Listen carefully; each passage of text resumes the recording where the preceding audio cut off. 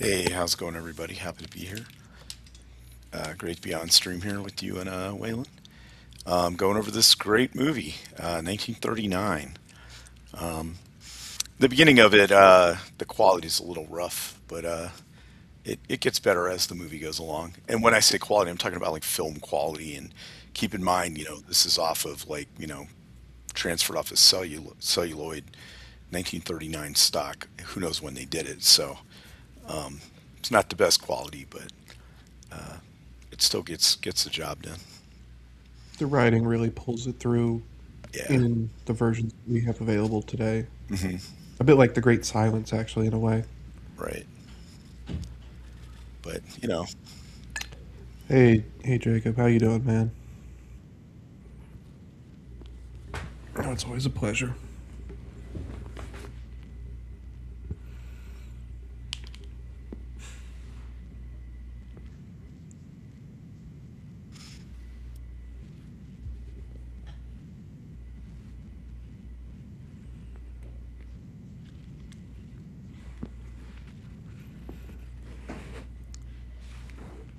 Yeah, this is like a movie that I guess maybe not for me. Like it would have been a movie that would have been with my great grandparents. Well, no, technically my grandparents because all my grandparents are old. But from what I understand, this movie was a big deal at the time, a really big deal when it came out. Uh, Apparently, just a big game changer on the front of like how action is filmed.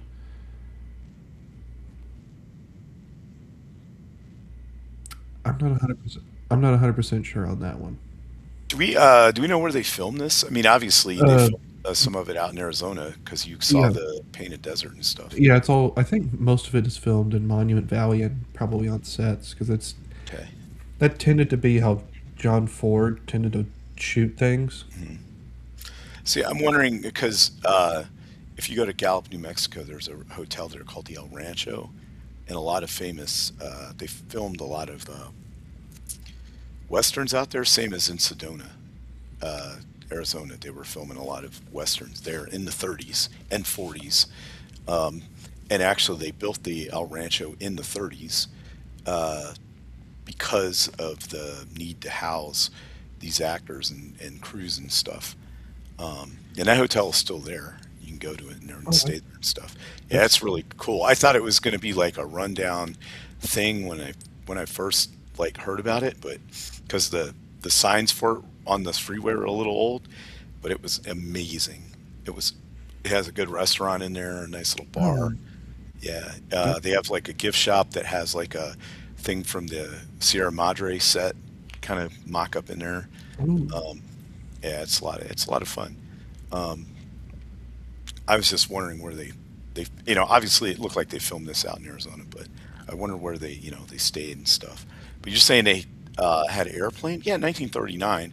That's totally feasible. it's Um, feasible, yeah. yeah. What was really revolutionary was all the action shots Mhm. that happened late. That happened in the climax of the movie. That was like a big deal because Yeah, like where nobody was they're doing that. where Nobody they're was doing jumping out and going into the front of the six team horse, and that. then Yeah, he goes and lays down and goes between. Oh man, I was like, that guy could have been trampled and the wheels run that dude over. He'd have like been done. That would have just broken all his limbs and and then the fact that it's shot so well too is yeah. just amazing. Right. Like, were they like I've seen some westerns where they shoot it and then they speed it up, and it's obvious they sped it up to make it look faster, Yeah, but they probably did a little bit of this.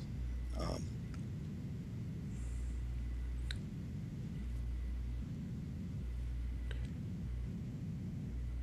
yep.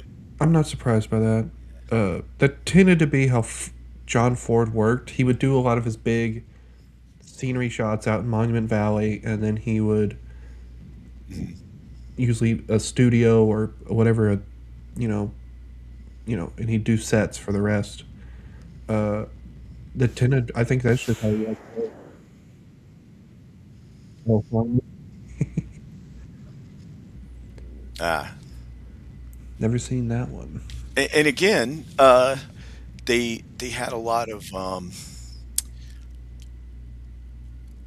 they had you know it felt like the old west to me in a lot of ways because a lot of the like it has volcanoes in it, and the when you see the Apaches and stuff, they're not just white guys dressed up, Yeah.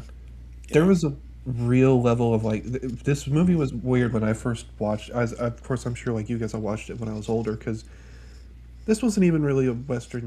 That like because obviously when people are getting you into westerns, they recommend all the Eastwood stuff and all the later John Wayne stuff, of course, from the '50s and the '60s, and the '70s. But no one really tells you to go back to the '30s and the '40s, which were all these great foundational pieces that would later, inspire, greats like Kurosawa and Morricone and Leone and Corbucci and Eastwood.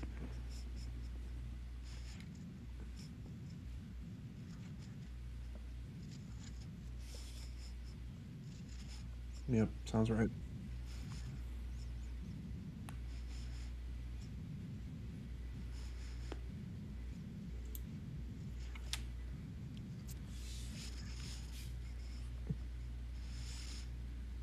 Yeah. And if you've ever driven through that area, Yeah. um, I've driven from Tucson north all the way up to Vegas, and then I've driven across the state, from Gallup all the way over to Kingman and whatever. And I've also driven through from Phoenix into LA, and then also I-10 into San Diego and back. So I've basically driven all through or Arizona and through the different areas of it. So it's like super desert, then kind of medium desert up into the mountains and stuff. The So mountains are so beautiful in Arizona. yeah, it's one of it has like almost all the biomes in one state if you go to the right places. Yeah. Yeah, Arizona is also kind of a great place to live. It's yeah, generally a pretty chilled out mhm. place. So I've missed that about Arizona quite a bit. Yeah. Just the whole Southwest is kind of like that. And honestly, if you drive from certain parts of like Albuquerque, New Mexico over there, aesthetically, there's really no difference Yeah.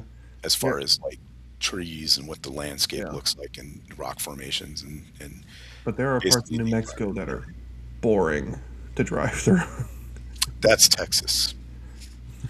Yeah, when That's you start getting to eastern New Mexico towards Portales and yep. uh, what am I Yeah, forgetting? all the way up into Colorado is like that Yeah, too. it's like Yeah. it's desert, but it's like desert. Like there's nothing to look at really. It's just rock. Yeah, till you hit the middle, and then it's all mountains and stuff right Yeah, up the spine. the rock. Yeah, the mountains are great. It's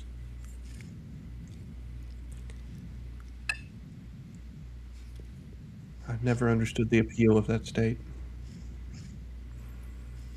Nebraska's like that too. Nebraska's like that, just colder. Yeah, but at least it's green. Yeah, the great when you're driving through the plains in the summer, like in Texas and in Oklahoma and stuff, it is pretty in a way because it's like a big green ocean out the door. Yeah. So the start of the movie is you got the army, and they're getting a some information from the scouts and stuff that Geronimo has left the reservation, and he's out on the warpath, and so it's not safe, and the army is going to respond to that, and they're getting a telegram or a Morse code thing across the telegraph, talking about, hey, we're getting a message from one of the other bases, and but the only one word comes through because the line gets cut and it says Geronimo. So they're going to send troops from here. I can't remember where this place is, but they're going to Lordsburg, Yeah, Arizona. that's in southern Arizona, Yeah, southeast. and they got to go through Apache Springs too, which you hear that name a lot in other movies. Right. So my if I was to guess what he is supposed to be, he is supposed to be like he is supposed to be a Comanche scout, because the Comanche flipped, basically is the best way to put it, and they started They working for the say army. what tribe he's from because they're like, "Can Oh, we do they? trust this dude?" Yeah, and he says he's like Lakota or something, and but they're like, and he hates Geronimo more than we The, do. but the Lakota were way up north. Yeah, but I think they said that because the audience would know that Yeah, because that because the the Little Lakota's the Bighorn and all Sioux. that. Yeah, right. So the audience at the time would know that. Although I think we don't give the 1939 audience enough credit. Um, Yeah. Somehow we think that they don't know anything about world geography or any of this stuff, but I think kids learn more in school than they do now Oh, for sure they did. about certain things. The Um, the '60s ruined yeah, education. Like that was, if you look at, like, I mean, we're talking at certain schools, and these weren't even like these were public schools. Learning ancient Greek and Latin was standard. mhm, right. I remember that. My mom and dad told me about learning, about like Homer and the Iliad and all that. We didn't do any of that when I was in school. I was like, when are we doing this? And they're like, oh, we got to learn about India. And I'm like, okay, India's cool and all, but Yeah, I'd like to learn a little bit. it's kind of a null point after a certain point with India, because they kind of stalled technological and societal wise until the British show up. Well, it was interesting, but the problem was I moved schools 3 times, and everyone wanted to start India again when I got there, and I was like, all right. I mean, it was easy; I could just ace the test, but I wanted, learn about other stuff, so I had to read some other things. But anyway, so this is the Overland Stage Line, and they're now having to make a decision, like, hey, Geronimo's on the loose. Are we in the Tonto Hotel? Are we going to still take the trip? And you have to let the passengers know that it's at their own risk. Now, the army's going to go with them, but it's still, you never know. Like the whole thing could get attacked, and the army can't guarantee they're going to be able to, protect this. Right. And one of the passengers is her husband is an officer serving out west, and she's coming from Virginia to see him and wants to be with him. And she's very determined to get with him, even though she could stay here in this town and wait it out till things settle down or whatever. But she wants to go see him because he's in danger. Yeah, Yeah, yep, yeah. Her husband is Captain Mallory. Captain Mallory. Yeah, I think it's which Captain. yeah, which if we see she wore a yellow ribbon, a captain would be like somebody that'd been in like 15 years or something by that point. You know, yeah, Well, that was a the well,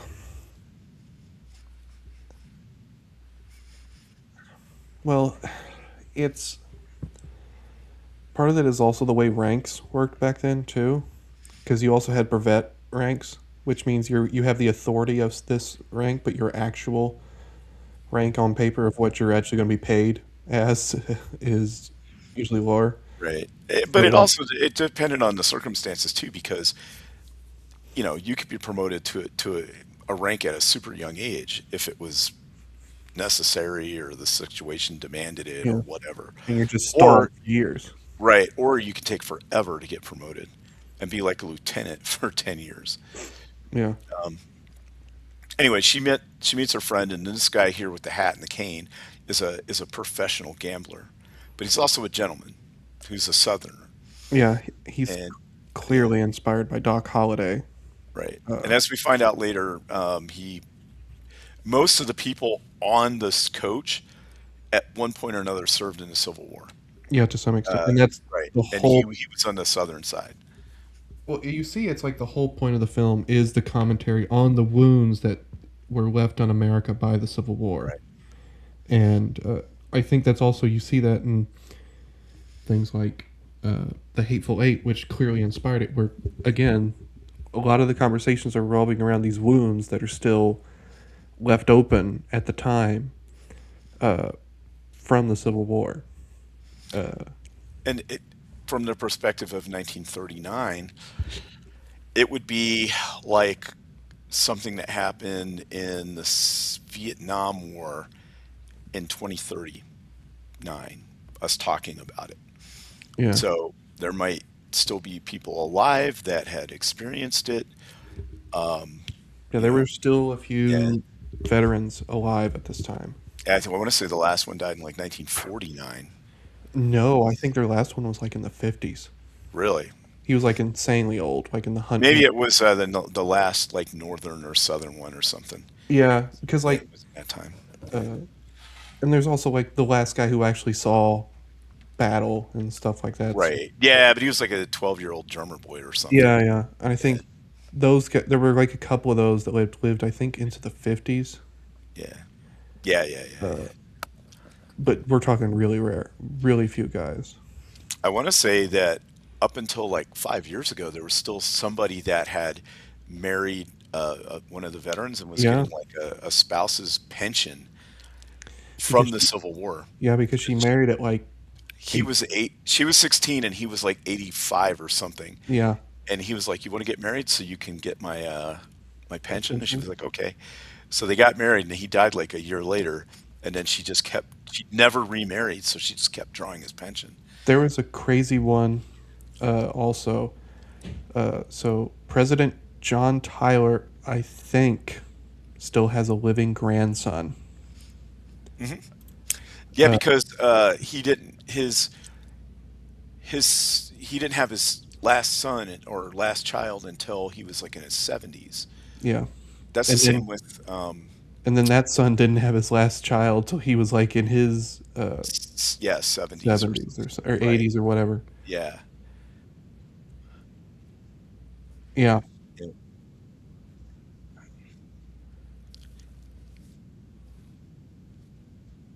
Right. Okay.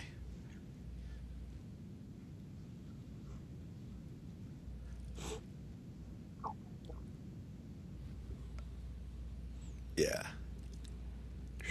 can you That's how it always imagine? goes. Is the last ones to go are like the most junior rank person. It was like that with World War One, I think. Yeah, yeah, it always is because there were people that were faking their age to get in, so they were seeing combat. Well, depending on what nation you were from, in World War One, there were kids as young as 8 fighting in like Bulgarian army and stuff. Yeah, But because they still had like drummer boy positions and yeah, stuff. yeah, yep. But there were kids that were, yeah, faking.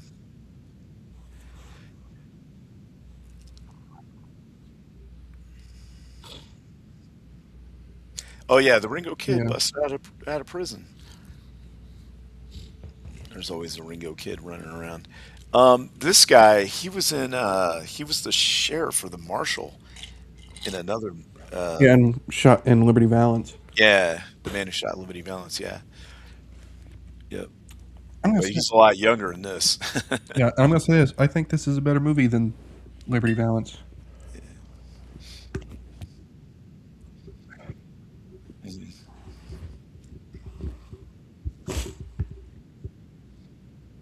Yeah, it's a lot more about social commentary and Right, right. Yeah.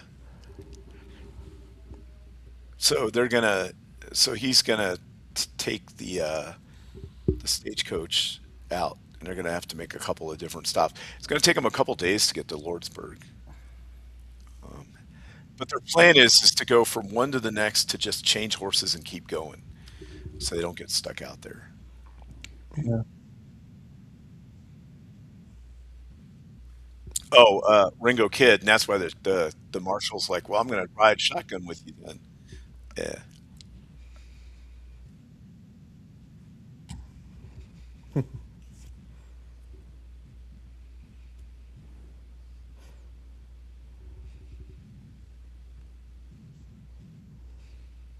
yeah, that's the marshal.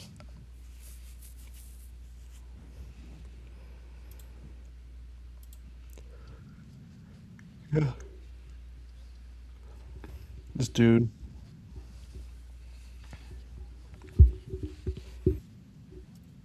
Yeah, and he's literally robbing his own bank.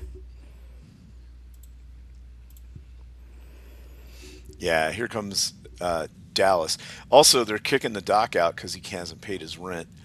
And he's a Um, and it, well, they say he hasn't paid his rent, but I think the idea is that he's getting kicked out because he's a drunk, right. and the Well, she says she's going to keep his trunk because he hasn't paid his rent. So he's going to yeah. just take a shingle in his doc bag. Yes. By the way, the women's suffrage movement and the prohibitionist movement were tied together hand in hand. Think about this. Think about this, guys. You gave them the right to vote, and with 2 years, they take away your booze. Yeah, yeah. It wasn't.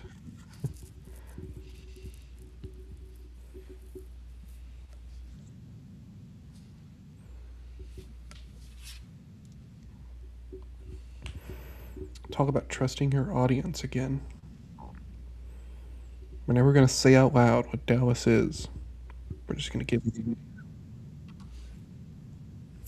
Yeah, it'd been so overt, but it actually would have been. It would actually would have been worse because it's like, well, this.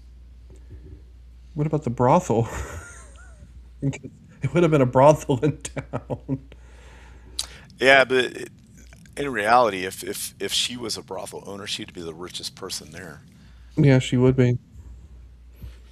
And I think if we want to make her character line up a little more, it's probably because she's sleeping with all those other guys, all those old crones' husbands. Yeah. Then he comes in. Hmm. Yeah, he was in a Yeah. lot of westerns. So he, Yeah, yep, that guy. Yeah. Wasn't he like Ichabod Crane or something when he was younger? I might have seen him in something. Hmm. Anyway, so he's like, "Hey, can I get one last drink on credit?" And he's like, "Yeah, you've always been funny when you come in here, so yeah." And then this guy, he's like, "Hey, are you a reverend?" And he's like, "No, I'm a what do he call himself? A whiskey?" he's a whiskey vendor. Yeah, but he had a name for it.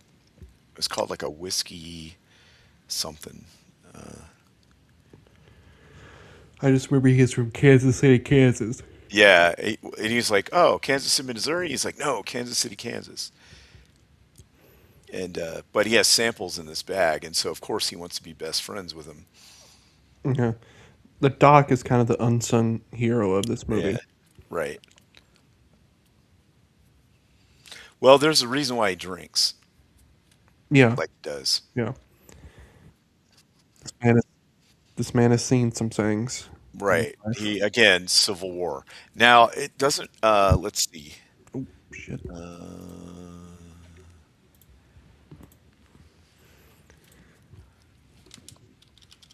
It doesn't say specific. He was in the Union Army, Mhm.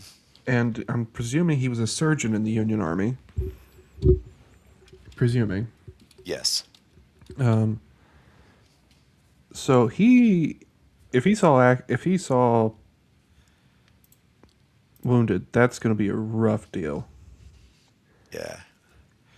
Okay. Yeah, yeah,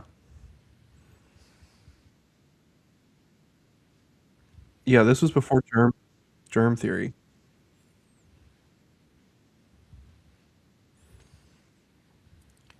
Yeah.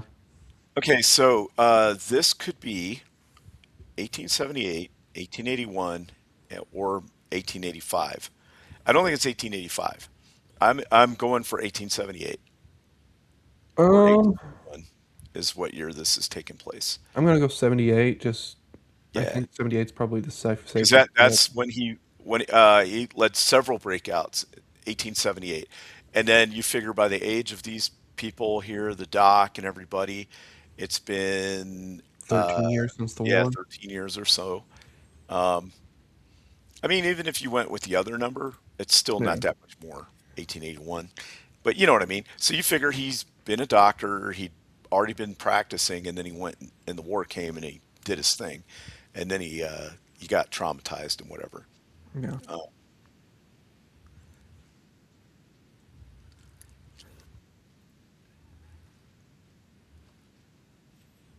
Yeah.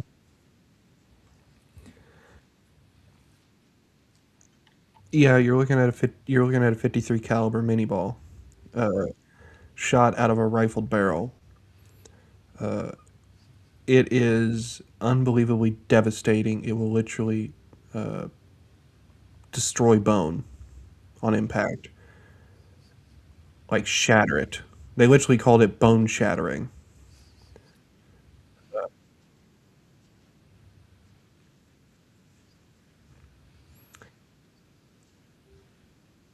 Yeah, this was nasty stuff. Because what made the mini ball special was actually it's actually smaller than the rifled barrel, but it had a hollow base. So when the powder went off, the it bent the lead and the ball would actually grip the groove in the rifling, and that Right. Yeah, gave it it gives it a spin. so much more velocity and accuracy that even a normal rifle before did not have.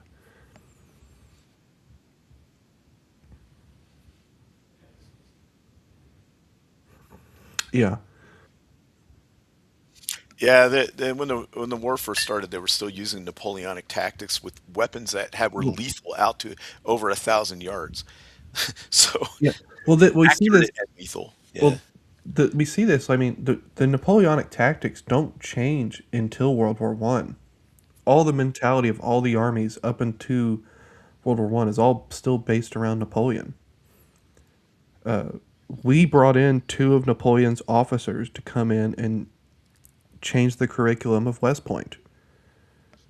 That's how big of a deal Napoleon was. He changed the game. And I mean, you look at the Franco-Prussian War; they're still using Napoleonic tactics. You're using Napoleonic tactics all throughout the Civil War. Still, it gets increasingly nastier as the Confederates become more on the defensive, and you start to see the early days of really nasty trench warfare.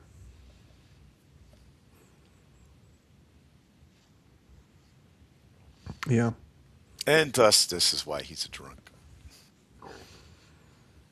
and he most things that require his doing, he's knows like the back of his hand. So he doesn't feel he doesn't feel a need to sober up. He will be my best friend.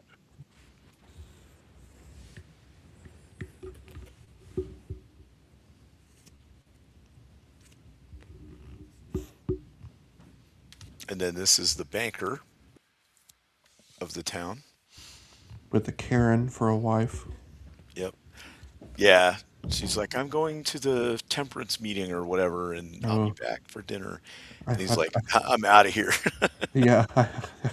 He's gonna any steal honest any honest man would feel because for the guy. when the coach first arrived, it had $50,000 like the payroll for everybody in it, and so he signed for it. Um, and I think what he did was he gave him an empty box, and then he took the money and was going to bounce with it. Yep.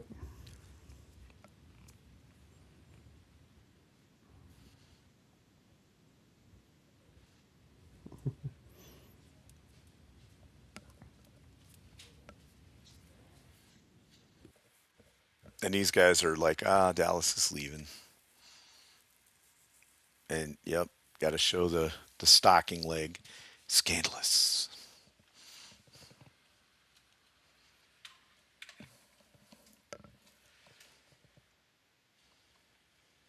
It's Josiah.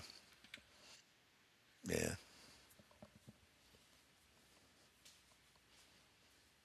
And then they're like, oh, you got to ride with her. Oh.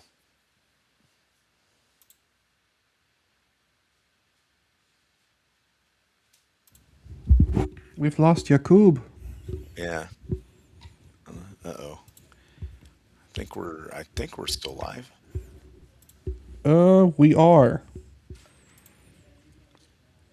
Uh, Catch up the stream. Okay, yeah, here we are. I can see you talking.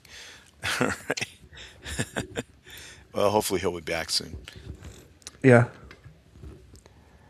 Uh, But did you? yeah. Did you know Jacob is the Latin version of James? No, I did not know that.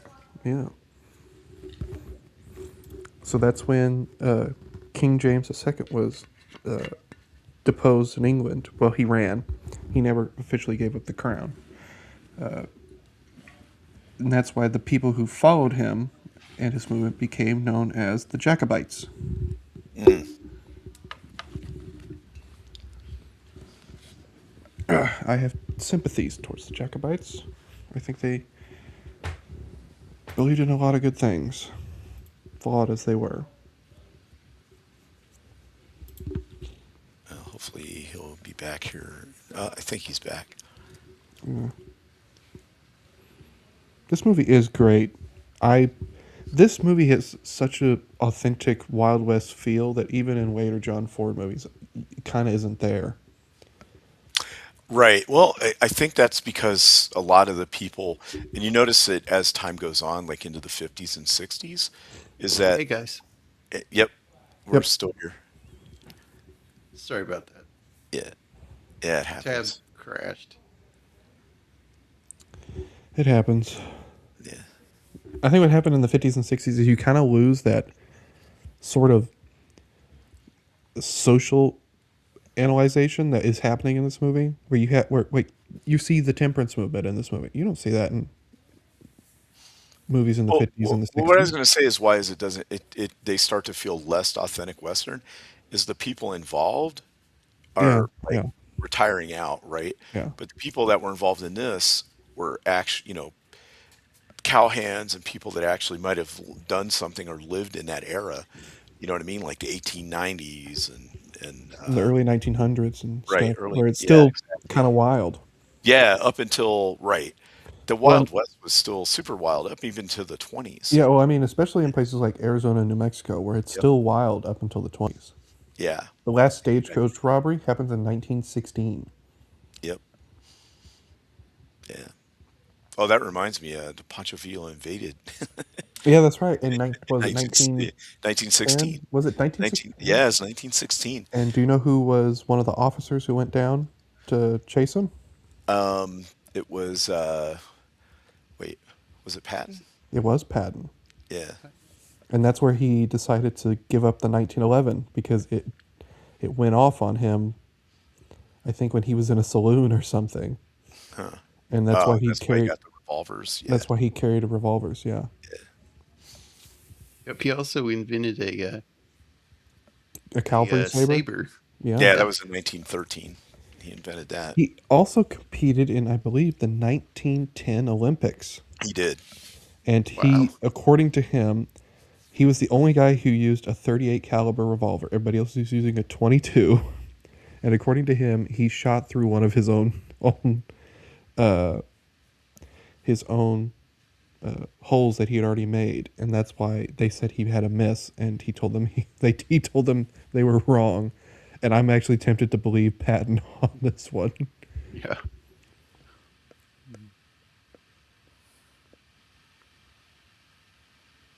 We'll never get another Patton again. The army will never allow it, and you No. know it. They will allow a lot of things. It's the worst part about Ike being in charge after the war. Ike was very corporate, so he made the army exactly how he wanted it to be. How he wanted it to be. A very corporate structure. Sad times. Anyway, Very sad. Stagecoach. So they're glad that Dallas has run out of town and that she has to sit in there with her.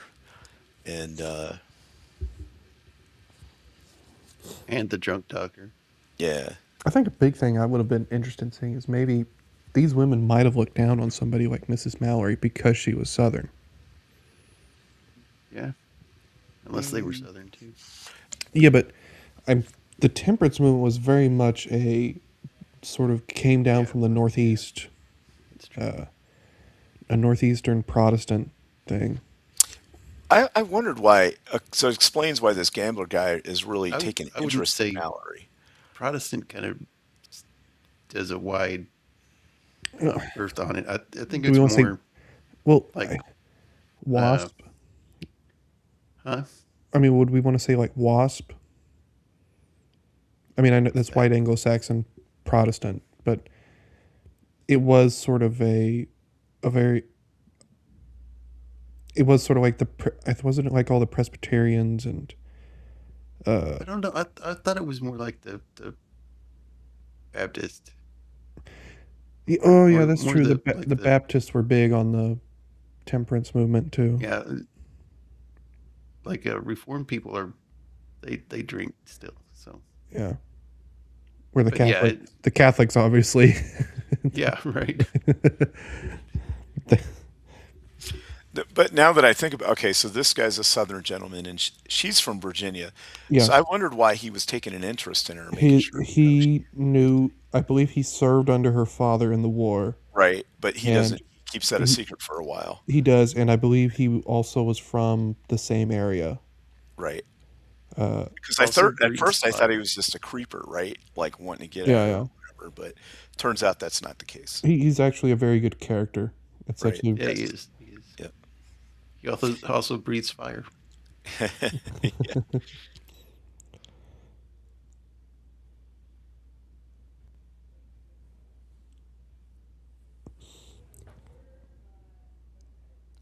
it's weird how you can sometimes see where like they clearly ran into limitations of the technology available to them at the time, uh, but yet you kind of don't care because the writing was so good.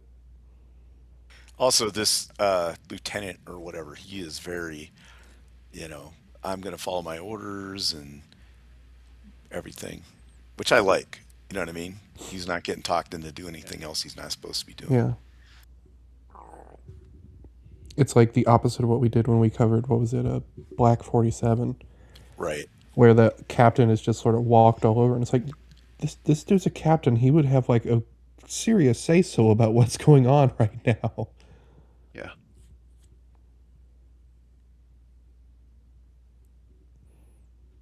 I would say he could have told that lord to shut up and sit down. He could have basically, yeah.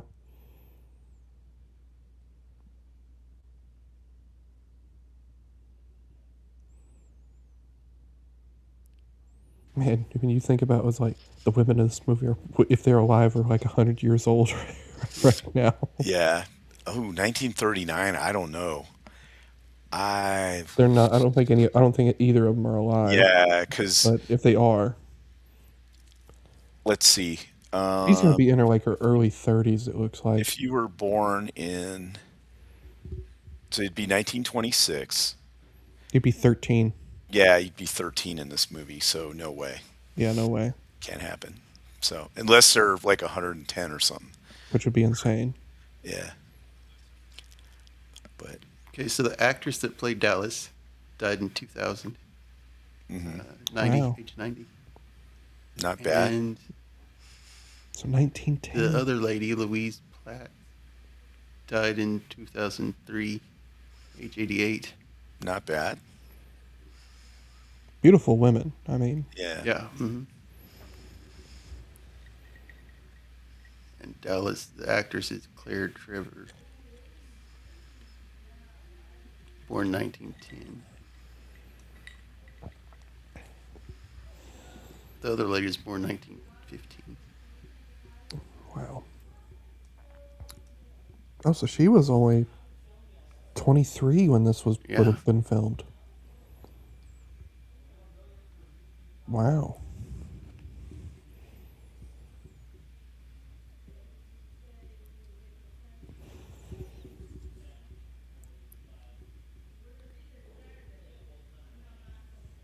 He always plays a drunk, it seems. He didn't play a drunk in High Noon. What was he in High Noon? He was like some townsperson in High Noon. He was like one of the like. Okay, yeah. Uh, it wasn't a big. I'm just It thinking wasn't a of big role. It was this but, and Liberty Valance, the man who shot Liberty Valance. He's oh yeah, town drunk. Yeah, you'd see a lot of the same, but that was Ford. He used a lot of the same actors. yeah. He Of course, liked we already character discussed it actors. before because of the studio program that they had, where people would sign on and just do like 100 movies a year. Um, and then it would loan actors to each other. Well, and it gets even crazier when you look at this movie. The studios didn't want to make this movie. Ford had to get independent finance for this movie, a lot of it, because the studios didn't want to make it. They thought a little bit Ford was a little washed up, and that Well, what else? What other movies had he made up to this point? uh, I know he got pretty big making silent westerns. Yeah, And apparently, from what I understand, when they moved to the talkies, that's where he started to struggle. And this was like his first talkie western that was like big. right. Okay. And the people financing didn't want John Wayne cast because John Wayne was not a star at the time.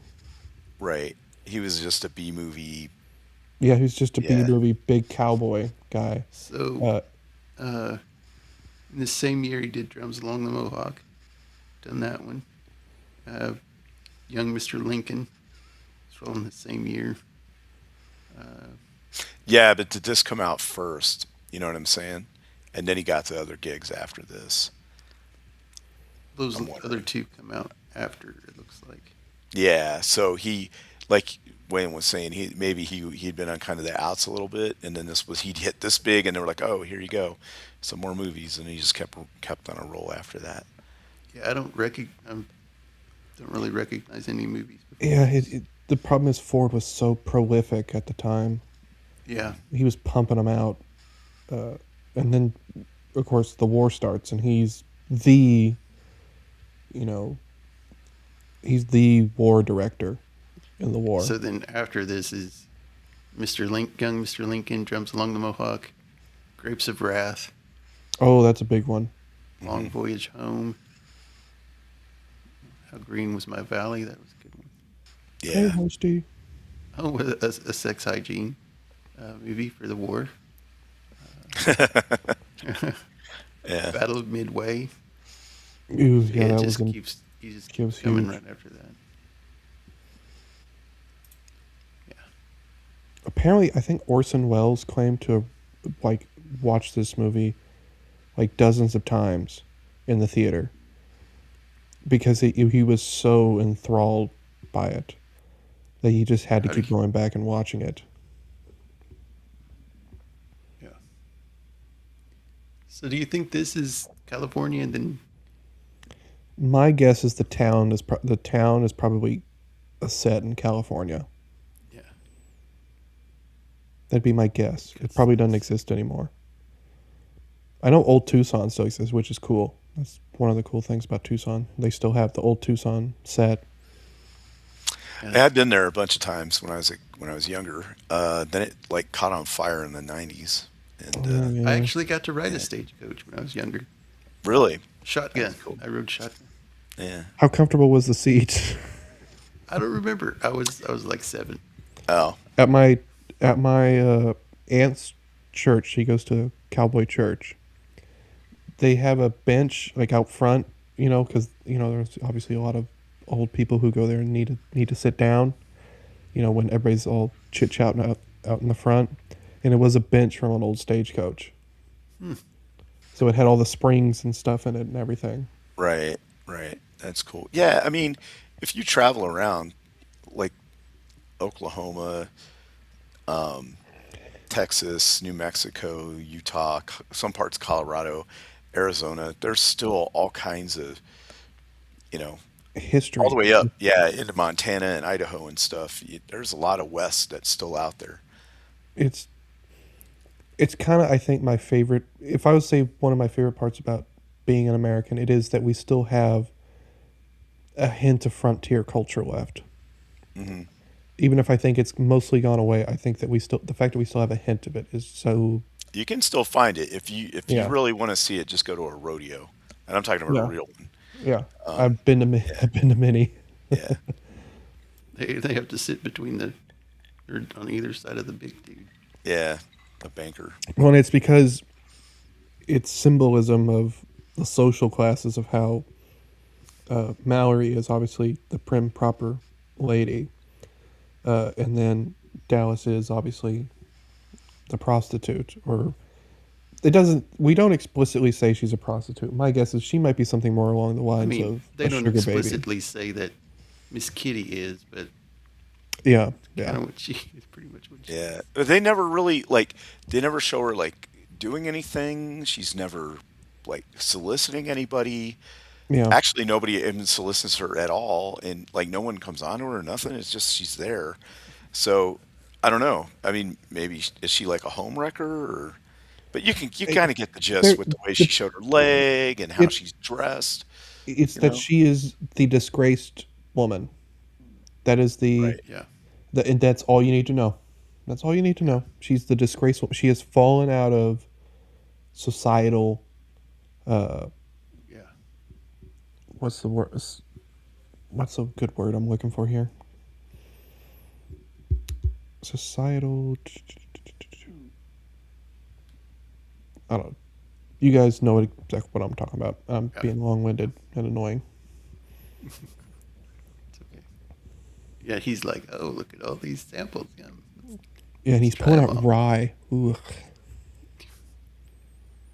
I think after a point, it doesn't really matter to him. Probably not. Yeah. Never get between a man and his medicine.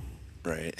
Now, the thing to keep in mind about this stagecoach is I don't know why they don't have the little side leather flap things rolled down, but there's no glass on those windows. Yeah, Yeah, and they would You're get eating all that dust and if I'm most stagecoaches had glass windows, if I remember correctly, right? I This think is some of them did, but I don't know how good glass would do on yeah. those That's kind of roads out there, I. trails and I stuff. wonder if it would have depended on conditions and Yeah.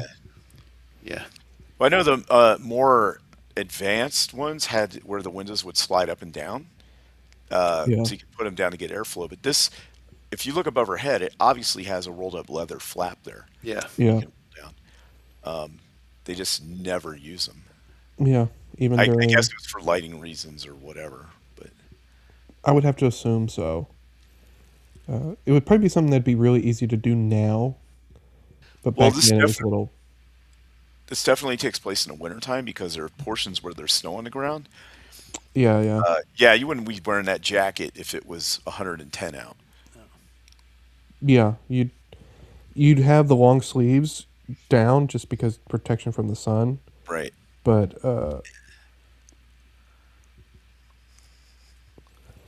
And here they pick up the Liberty Kid because his so horse yeah, died. the Ringo Kid. Ringo Kid, yeah, that's it. I'm sorry. I wish John Wayne wasn't wearing jeans in this movie. Man, he His look, sure is though. yeah, because like his look would actually be really accurate for a cowboy of the period, if he wasn't wearing jeans. I don't know. Maybe he What came would he from be a wearing? California logging camp. Uh, um,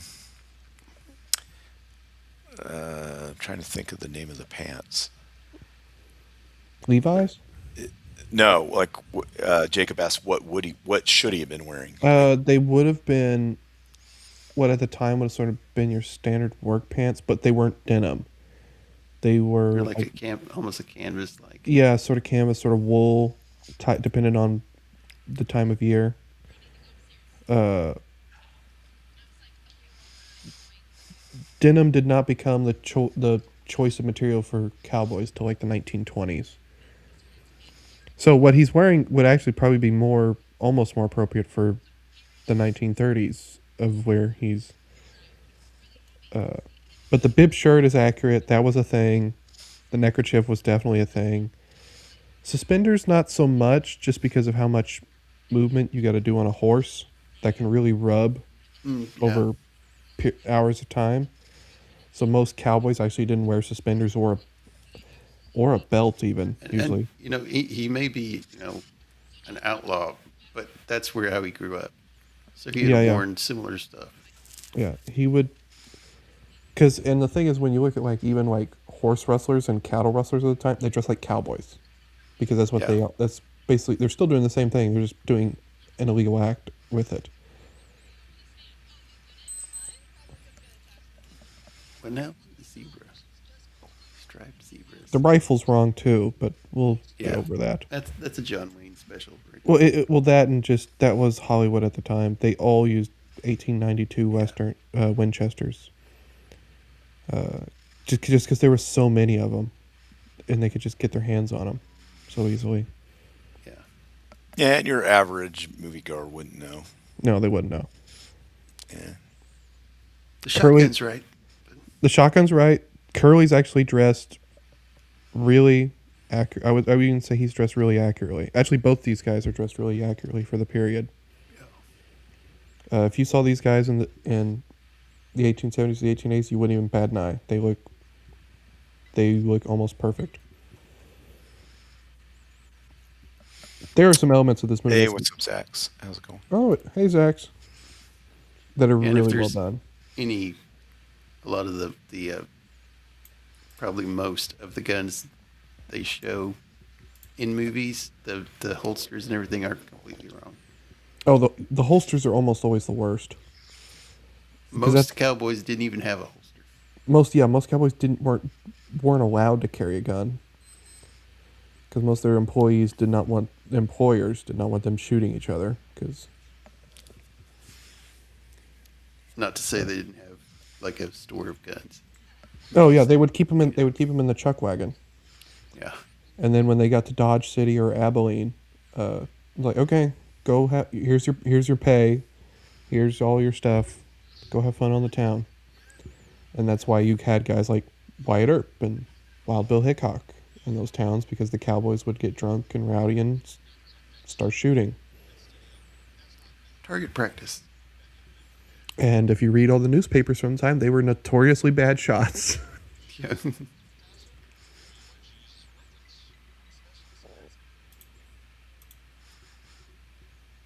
John Wayne actually really puts in a pretty strong performance in this movie. And he has to sit on the floor. Yeah, at 6 foot, what is he, 6'5" or whatever he Back was. to the door. They really packed him in that thing too. Carradine wasn't short either, was He's he? a big dude too. No, he's lanky and tall.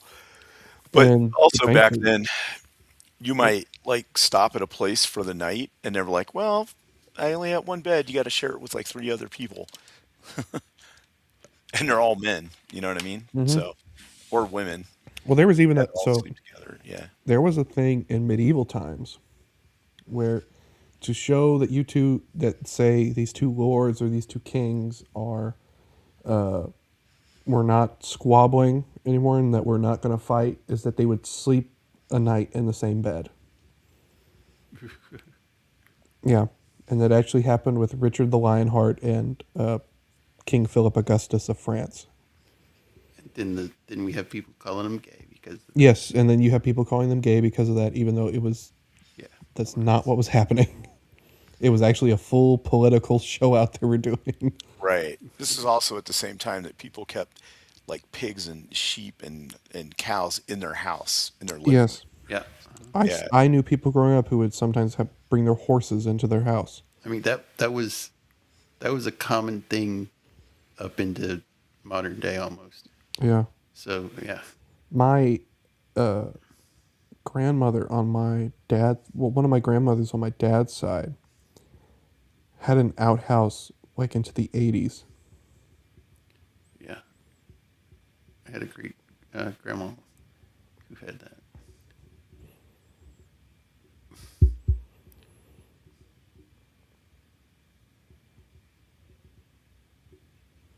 You heard all the conversation here. It's like, The dialogue in this movie is so good. so you got Yankees and Southerners in the same thing. You got robbers and You have gamblers and cowboys and you got all walks of life here.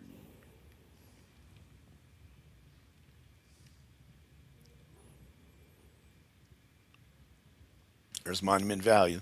Valley. Yep. They use that in so many things, including Back to the Future 3. Indiana Jones, The Last Indiana Crusade. Jones. Yep, Last Crusade. Here they come into the first stop Now to they're change in course. California again, probably. Yeah, yeah. Yeah, yeah.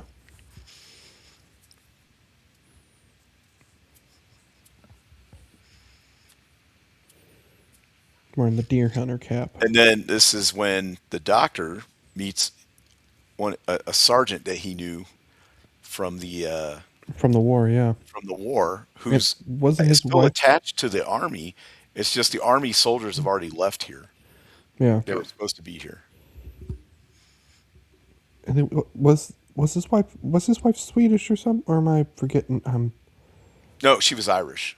Yeah, she She was had an Irish. Irish accent. This is a movie I've seen a few times, so I chose not to pre-watch it for this one. But you're right. In a lot of John Ford movies, one of the wife or one of the other guys and the wife are Swedish. They're either Yeah, Yeah. Swedish or Norwegian. and they're in a ton of his Yeah. movies. Yep. And they're the same two actor and actresses because they were the in restaurant owners and Man Who Shot Liberty Yeah, Vance. yeah. Yeah, they were in that. God, they were. God, you just got me thinking about that movie again. And it's like, oh, there's some scenes in that movie that are so good in that. Yeah.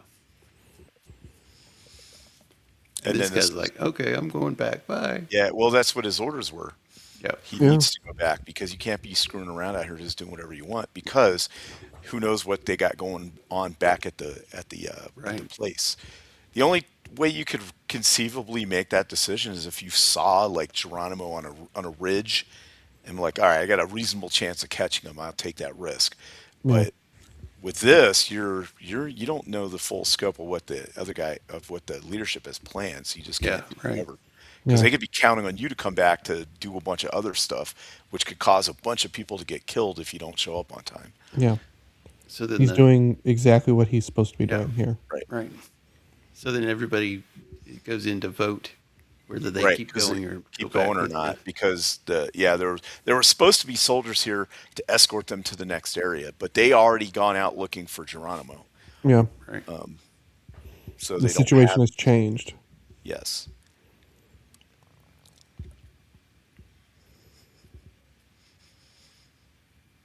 And she really wants to get to her husband.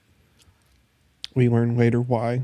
Yeah, she really wants to get to her husband, and then I think Dallas is just like whatever. Yeah. I don't think she sees a prospect for herself in the future because she's going to have to be stuck being a whore, basically. Yeah. Especially if word gets around about her. Well, Nobody. it was a reality of the Victorian times. Right, right. And then the gambler is he because Mallory wanted to go. What's her name? Lucy. He's like, I'll go. And then of course the banker dude is like, I demand to go. We must go. You cannot hold me here. Yeah. Because he's got his ill-gotten He's yeah, gains. he's just robbed the Gotta joint. get Right. He's got to get the Lordsburgs so he can get out of there. And the whiskey merchant's like, I don't know. I think I want to stay here. Yeah. They're like Yeah, he's like, overruled. I want to go back. Yeah. I'll They're just like, go hang out in the hotel for a while. yeah. And then the doc is like, whatever. I'm drinking. Yeah, he's like Dallas. He doesn't have much. He'll just set up shop in another town, be a doc, Right. be the Yeah. drunk doctor. And back then, I mean, there was no like, you didn't have to have credentialing or anything. You could make Yeah, something up and just be like, yeah. whatever. I was reading something about one of the gunslinger guys from the Lincoln County War just disappeared, and they don't know what happened to the guy. And then some Ooh. people speculate that he just moved to Florida and lived there the rest of his life. Was Because to that think about it, there's no, they had church like registries that recorded your name when you were born or something, and they had wanted posters, but I mean, it wasn't yeah. like you were carrying your ID around on you. You could just show up to town and tell them your name was John Smith, and nobody could prove you different if Well, they didn't know. it's Yeah. why like guys like Jesse James could have the run like they did for over a decade. Yeah. But it's also like why there's so many theories about so many of these guys still being around decades after they Mhm. supposedly died is because did they really die? It's like, well, we don't really know. You Right. kind of got to Like go there was with, that guy that was claiming to be what there was one that was claiming to be Billy the Kid or yeah. something. He was in, I think he was in Oklahoma or something. He was claiming to Yeah, be there Billy was the another Kid. one that was claiming to be Jesse James or Yeah, part of the yeah. James gang. My guess is Jesse James was shot in his house in Missouri, though. Yeah. Right. He kind of had become so notorious at one. Well, the stories with James, he became so notorious he quit wearing a mask when he robbed trains, just because it didn't matter. They knew he was Jesse James. Mm. Yeah. So we get the him serving the lady and or the And that's John Wayne's real yeah. hair. See, I don't know if John if if his character knows who she is, like what her background story is, or he just doesn't care. Of course, she knows who he is, but he's a criminal. He's already been in jail. He went to jail when he was 17, and then he Yeah. busted out. I guess, but I don't know how he has a ranch in Mexico if he was in jail for. Well, he was. I think the thing is that he was let out. He got released, Oh, he did. Okay. And then he and went and did, he made his ranch and got the land in Mexico. either that or it's his family had it. Yeah. But his whole thing is Curly. Basically, Curly's holding him because Curly knows why he's going to Lordsburg, Right. Because they and killed his what brother and somebody else. his Mm-hmm. brothers and maybe his Right. dad, maybe his father. I'm not 100. It's I know his brothers were killed. I don't remember if his father was killed or not. Okay. But that's why he wants to go to Lordsburg because he Yeah, wants to get vengeance. and that's John Wayne's real hair, Yeah. Out of toupee. not a When toupee. did he start wearing a toupee? Uh, it was like when like in the after World War II, I think Hmm. somewhere around there. He would have been in his mid to late 30s by then. Yeah, I mean, I knew guys who were balding in fucking high school. Yeah. Oh, sorry, language. Yeah. That happens. Or go gray or both. That's weird. My mom is worried about it. She's like, "You're losing hair." I was like, "So I don't care. It's whatever." I Or guess have a that. full beard at 16. Yeah.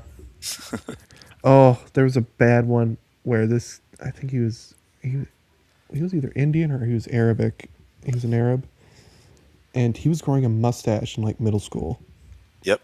Yeah. and so his parents like made him wax it, We had a guy when I was in and basic training that would shave in the morning, and by yeah, 1 o'clock he'd have a 5 o'clock shadow, and they'd yeah, yell at him, and it got to the point where like he was shaving like 2 3 times a day just yeah. to Oh you know man. yeah. I knew a marine who had the same problem, where it's like he would purposely shave against the grain just so his it would last a little longer in the day before he had to completely shave again. He hated it. Yeah, that would hurt. Yeah, see, they got the little roll up thing. I don't know why they don't roll those down, especially. Oh, and then she's the soldier's peeling off.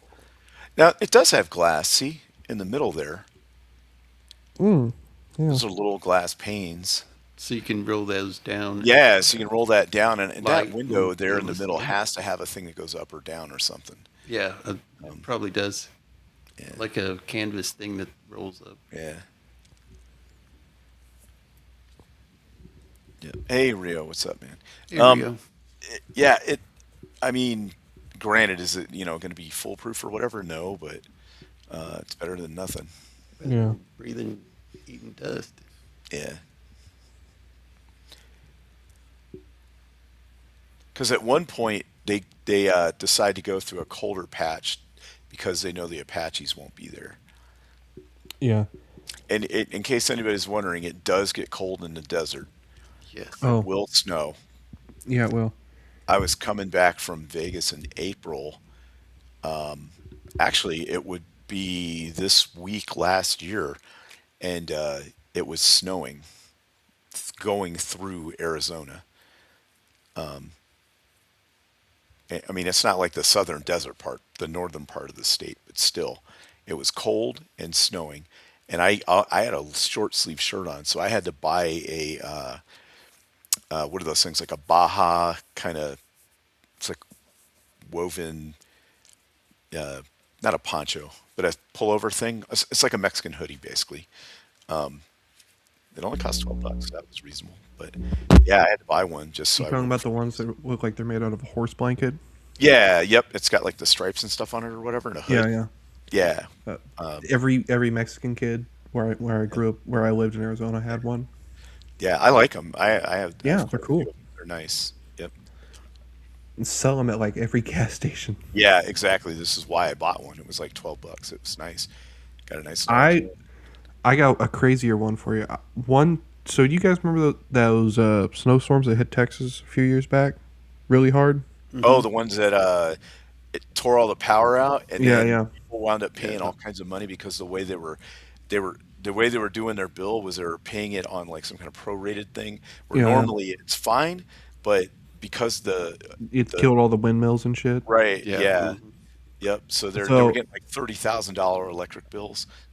so I was driving across Texas at that time when the storms were hitting.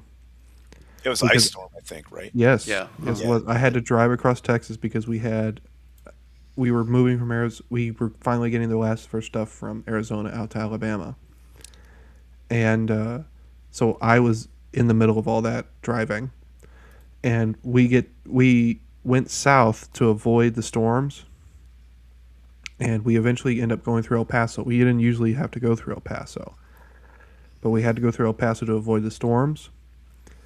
And we get to El Paso, and we're just like, we're gonna stop here for the night. We're gonna rest, hit the road in the morning. Fresh.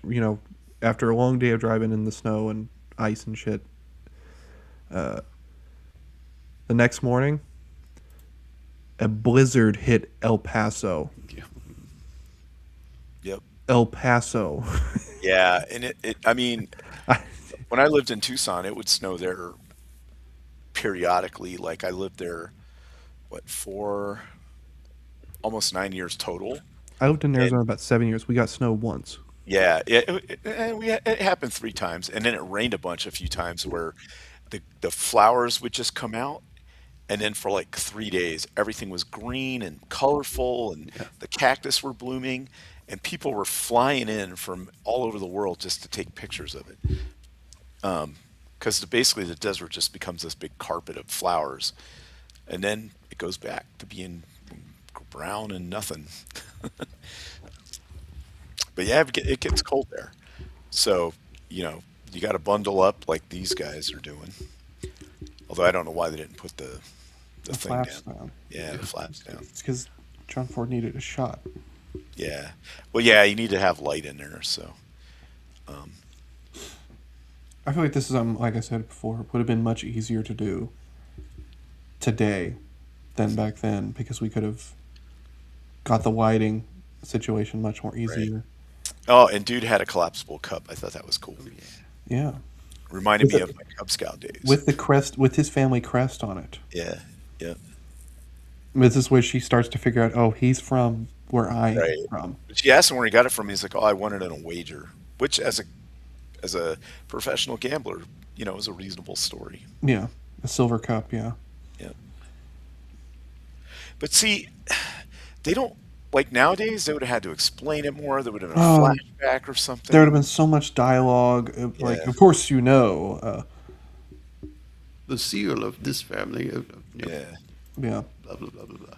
the dialogue. This is the dialogue in this movie is genuinely A plus. Like, there's some John Ford movies where it's like Yeah. the dialogue is a little cheesy And and a little. they would have had to make up a crest and show you the crest Yes, yes, and go into a it would, a flashback, flashback. which is like, in saying that, there's nothing wrong with that per se, but it would Just have the been way you do it. Yeah, it's how you do it. It's how you tell the story that is so important. It's weird how you'll even forgive a story's mistakes sometimes just because you can see how much heart a story has. Because it's an artist revealing their soul to you. Yeah. And you just get none of that now. It's like you don't have a soul, you're just a corporate machine.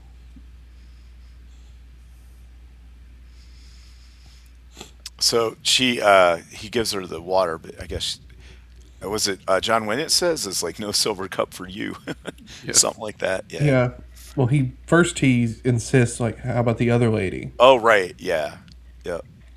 And that really enamors her with him. But he treats her well, Yeah. Yeah. like a person. He doesn't, you know what I mean? Like even if he knows what her background is, he treats her like it doesn't matter. Well, it's Of course, like he's a criminal too, so or yeah. you know what I mean. So his But reputation's kind of it's like in Lonesome Dove. Uh, remember Robert Duvall's character calls out Tommy Lee Jones' character out for this, where he's like, he understands whores have hearts, and of course the whore that Tommy Lee Jones' character formerly had a relationship with, and that she had the biggest heart of them all, and he calls him out for being so cold to her because well, you it's one thing to frequent that person and then treat them not good. yeah it You know what I mean? because he and of course this is something Call feels so guilty about later in his life about how he has treated some people, but oh sorry if you can't tell I recently watched Lonesome Dove because of the passing of Robert Duvall. Right. I've actually been out to the Goodnight Ranch where he was trying to breed beefaloes. It's pretty cool. Yeah, I mean he didn't try, he succeeded. Well, yeah, but it never became commercially successful. No, I But they mean that's sell beefalo beef jerky out there. yeah they're still around. I Yeah, mean Charles Goodnight was a legend. yeah. They even had he even had a college that ran for about 5 years before it burned down. The man had the some of the worst luck towards the end of his life Yeah, because you know what happened to all his money. He invested in a bunch of silver mines in Mexico. Then the revolution happens. right. Yep. And all of it got naturalized or something. So, You know, all of it got absorbed into the state. yeah. Then, speaking of Mexicans, then John Ford always has like authentic Mexican actors and actresses in it. Hmm. Yeah, This guy's wife is supposed to be an Apache, but it's not. It's a she doesn't look very Apache. no. Definitely. She looks Mexican. Yeah. But I think she was a pretty famous actress Well, I at the think time. wasn't she supposed to be part Apache? That's the sort of like cover. Yeah, I think so. Uh, but it's because she's like a half breed or whatever that the Apache leave them alone. Right.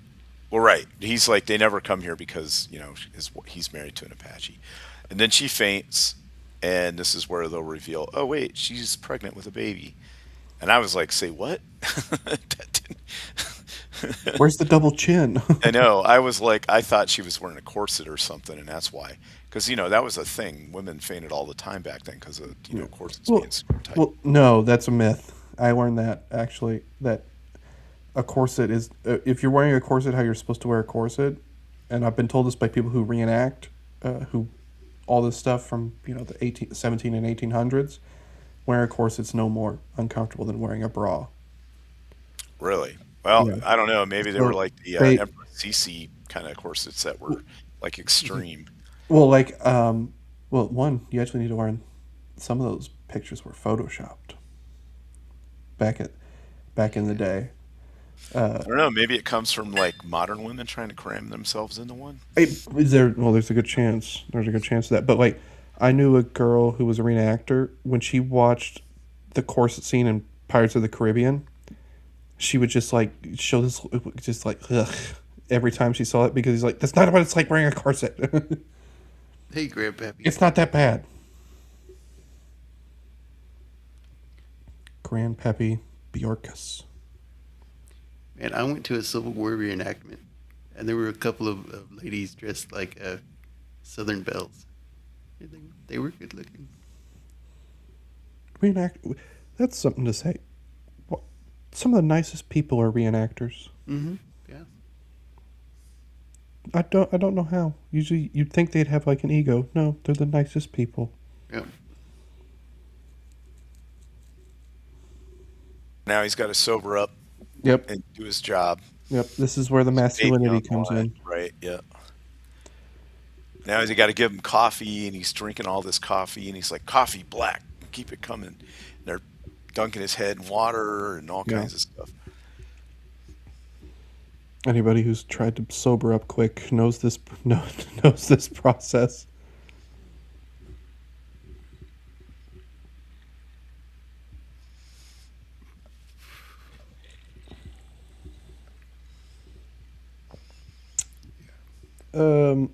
Grandpappy, I don't know if I want to. I'm just gonna say maybe they're not made for you. Yeah. Yeah. And then the banker, like, he's sweating bullets this whole time. Yeah, he's wanting to get out of there. He's wanting to leave. Yep. Oh my gosh, this movie's so good.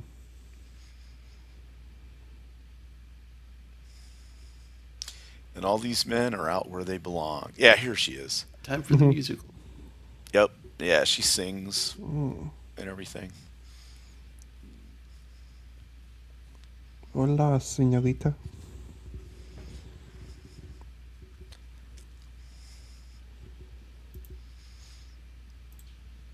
She could be a captive that lived with the Indians. That's possible. I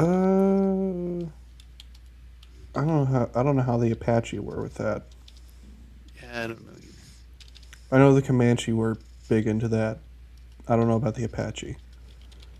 The Apache are a bit of a weird tribe. They're not actually all that old. They formed basically as a resistance group to the Spaniards. Okay. And I believe Geronimo was never technically an Apache chief.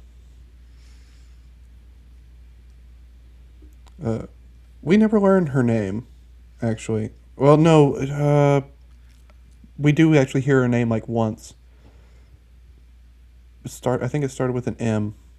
I can't remember what it was. He was admitted to the Warriors Council in 1846, but he was never a chief. Yeah, I don't think he was ever actually like officially a chief. He was a war band leader. Yeah, because there's different Apache tribes. There's like your Comancheros. But yeah, not your Comancheros, but you have your Mescalero Apaches. Then what was the group Cochise was in charge of?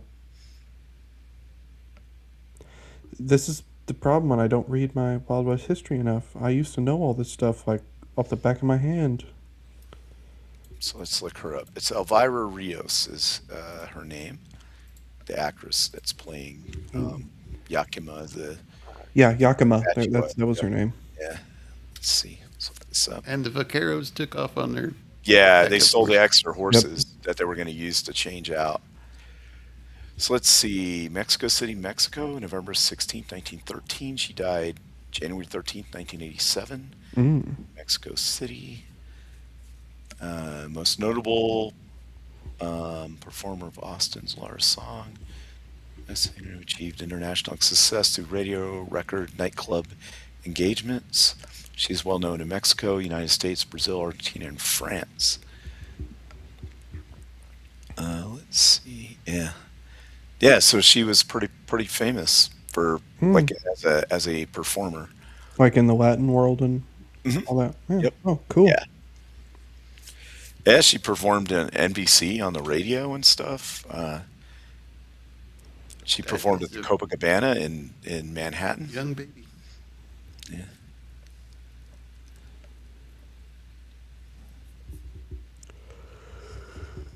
And this is, of course, when Dallas and Lucy become really friendly and grow to trust each other. Yep. Basically, he says, "Is this the part where he doesn't invite her down to his his ranch yet. No, I think that happens a little later. But this is when he first starts throwing. Sort of, he's sort of. This is when he mentions the ranch. This is when he starts courting. Yeah, Yeah, right. Yep, they're out here. And this is when she gets in her head that he needs to escape and not go to Lordsburg and do what he wants to do, and because then he'll have to face justice. yeah. Um, By the way, after, I've been to Wardsburg. There's nothing there. well, that's like Tombstone now, right? Tombstone used to be the L.A. of the West before L.A. Yeah. was a thing, and now it's not much because Yeah. mines and stuff. My But brother went to high school in Tombstone. really, Yeah. oh, And of course, it's actually Tombstone's actually grown since we left. It's actually doing better. I've been there twice uh, in the like '80s and early It's '90s. it's an interesting town, to say the least. Uh, as far as a tourist attraction, you go like once or twice, and you've seen everything. But it's like it's weird knowing people from Tombstone, Hmm. and like I knew people from Tombstone, and it's like a weird sort of town as if you're from there. You can when I went the second time, we took like this little tour thing, and you can go by one of the houses that are still there that like the Hmm. Wyatts lived in or something, Hmm. and it still has a stained glass window above the door that's like in perfect condition from the era. It's one thing people I think a lot of people kind of don't know is a lot of the original old Tombstone kind of burned down in a fire. Yeah, yep, I do know that Uh, because there's some of the yeah, buildings that used to be multi-story or only one or two stories now. yeah. Yeah, Like the Birdcage Theater is still there. yep. Uh, Unfortunately, they do not do the OK Corral for free anymore. You have to Oh, pay to see that now. Oh, to go in the back and see it? Yeah, it wasn't Yeah. that spectacular. It was like a little alleyway, Well, they used to run it like a schedule, right? and do like they're gonna have them walk downtown, down the middle of the street, and they're gonna have the shootout and stuff. And it was like I think an hourly or 2 hourly thing. They quit doing that, and now they do it as like a sort of more state. You have to go pay to go see it now. Right, right, right, right. That was something that changed while I was living there. Because we went there and then we saw that, and then we went to Boot Hill, and we went to the bird cage, Yeah, and then um, the second time we went out to one of the mines out there and checked yeah, that out. yeah. Yeah, That's pretty cool. yep. If you now Tombstone is sort of like the gym, the sort of like the place everybody's heard of. If you want the real gym of the area, go to Bisbee, where you can have I've, a I've the driven through Bisbee. uh, most of the best restaurants in the area are in Bisbee, and it's an old mining town. You can go on a tour of the old copper mine they had down there, which is really cool. And they have some good Mexican restaurants. They have a fantastic pizza joint called oh, what's it called? Why am I forgetting? Screaming Banshee. That's what it was called. They have a real, fire brick oven. And Bisbee's just a cool town. There's lots of little stores, lots of little restaurants and stuff to go to. It's great. Bisbee is a jewel in the area. But there's a uh, lot of hippies, but yeah. it's a price you got to pay sometimes. So this is where she tried to get him to run away, Yeah, yeah, and and he thought about doing it, but then he's like, nah. he was gonna do it, and then he saw the Oh, Apache right. He saw warband, the Apache warband right up on the hill. and it's like, oh no, my Oh, they're doing duty. the smoke signals, which Yeah, at the time I was like, okay, that's another thing that's very kind of like Hollywood. cliche, like yeah. yeah, Hollywood smoke signal stuff, and Uh, I mean, it's a it's standard trope. 1939. It's Yep. 1939. Yeah. Yeah. And that was clearly on a set they were standing on just there. The background is Yeah. like paint. You can tell it's painted. Yeah. Uh, but John Wayne, This is a movie I think Nick needs to cover on Monday, on his Monday show. It's so there's so much masculinity and thought of Yeah. duty and what a man needs to do in these moments that it's quite impressive.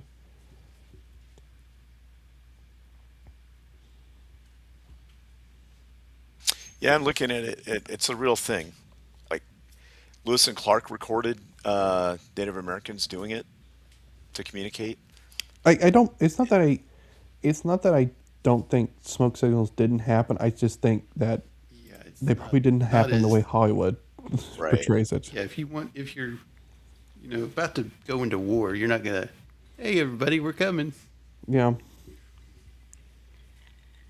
I mean, yeah, I'm sure they used it as a ways to communicate long distance, but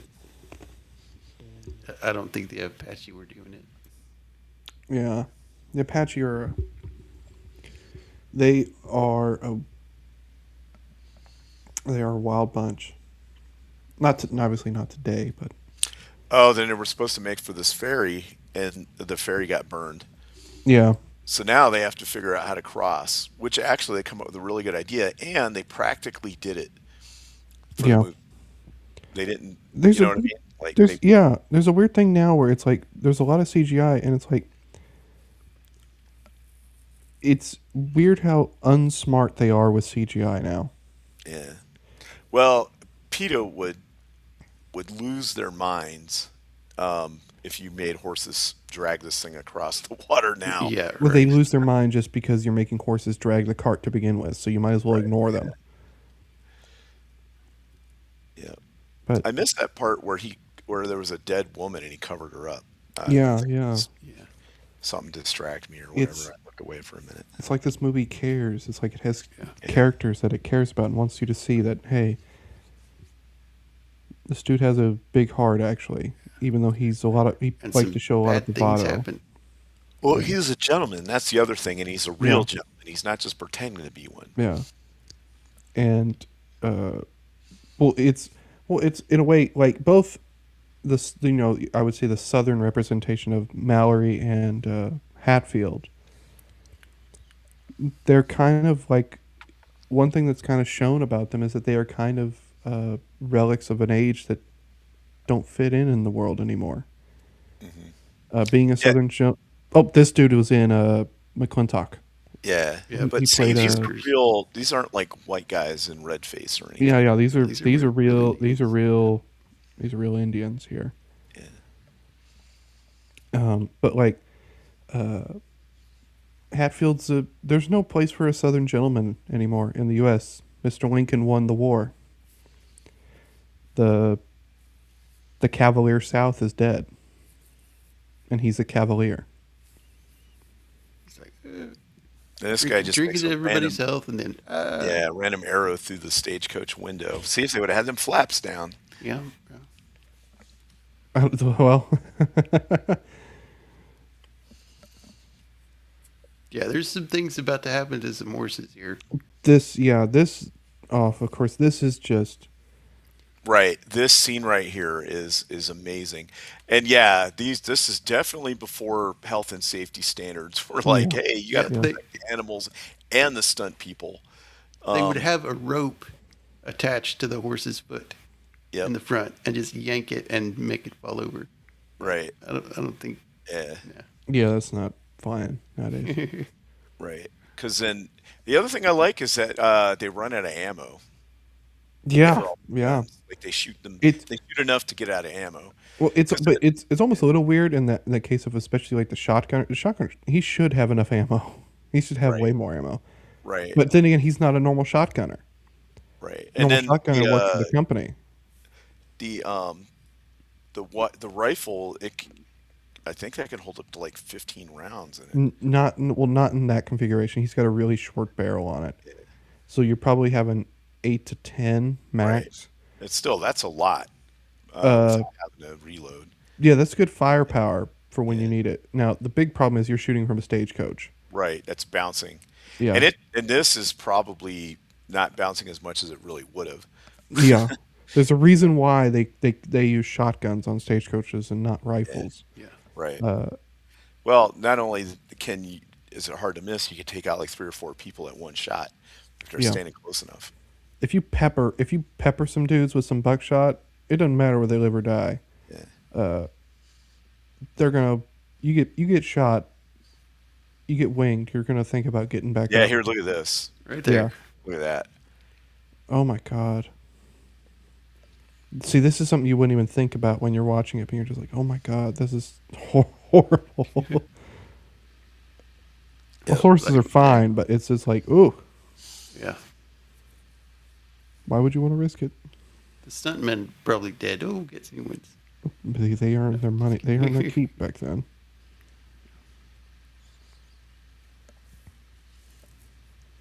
Like you can see how this movie was just like in 1939. No one has seen anything like this.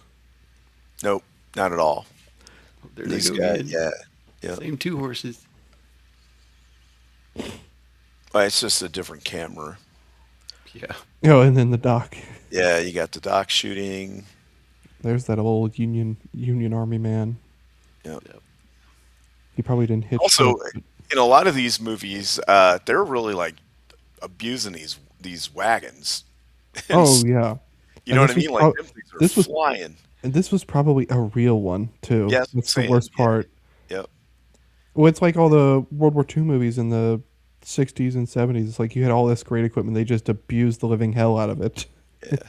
And then, like, by the time you get to the late 80s, early 90s, it's all gone. See, this is when they run out of ammo. He's like, "Oh, I'm out of bullets." Now, in a modern movie, he would have been like, and thrown the gun away. I Yeah, hate yeah. that. Yeah. I I hate hate that. If you're gonna, if you're Throw gonna the throw it gun in. away, at least throw it away in the wagon.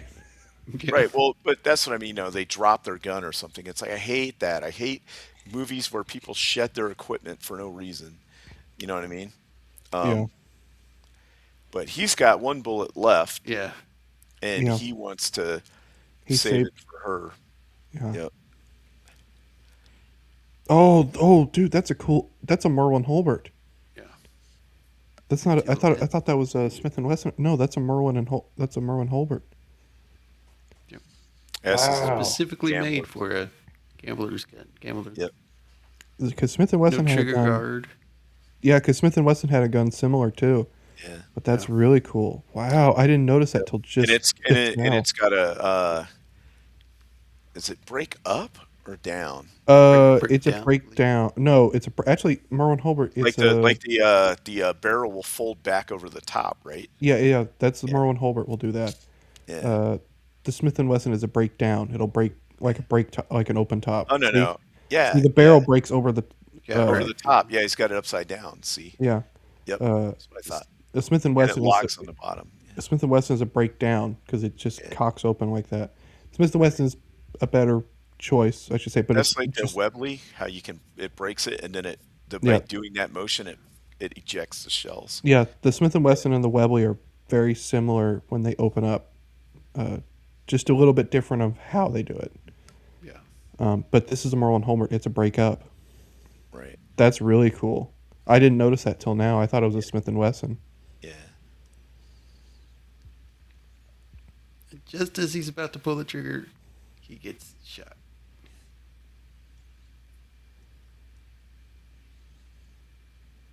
Cocks it and bang. Indian got him. And then, of course, the cavalry come, but in reality, they would have seen him coming from like 18 miles away because it's Yeah. a giant flat plain.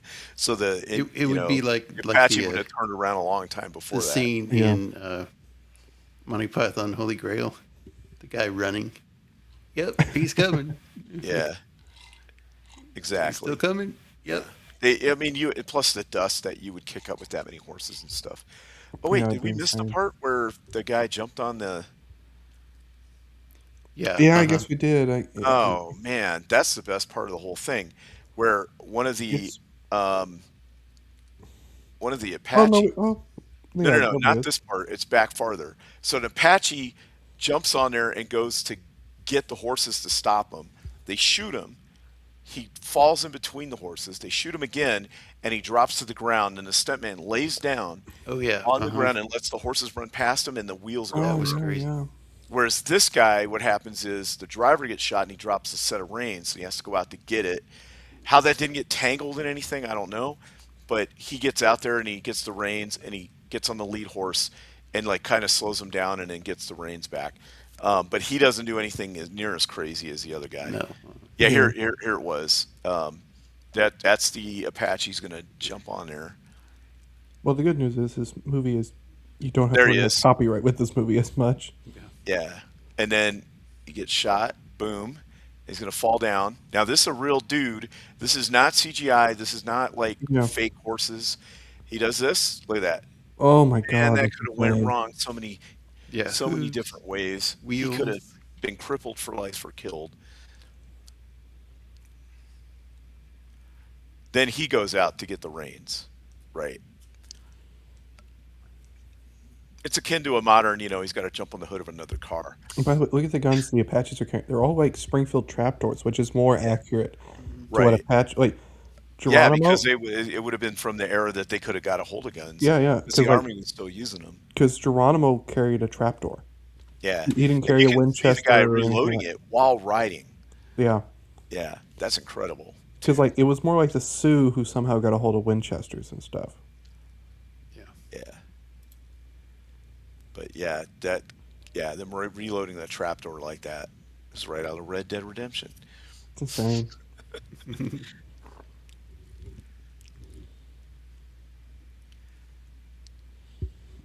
And they bring him back to Lordsburg, and then They could have ended the movie here, and it would have been so. It still would have been so yeah, good. it still would have been good, Yeah. right?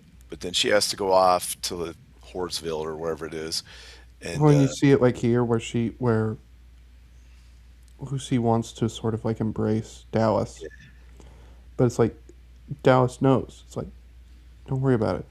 yeah. Oh, also they show up with the wagon from the army first with all the wounded and stuff, and then the Yeah. stagecoach rolls in. These guys see that. Oh, look who's in town.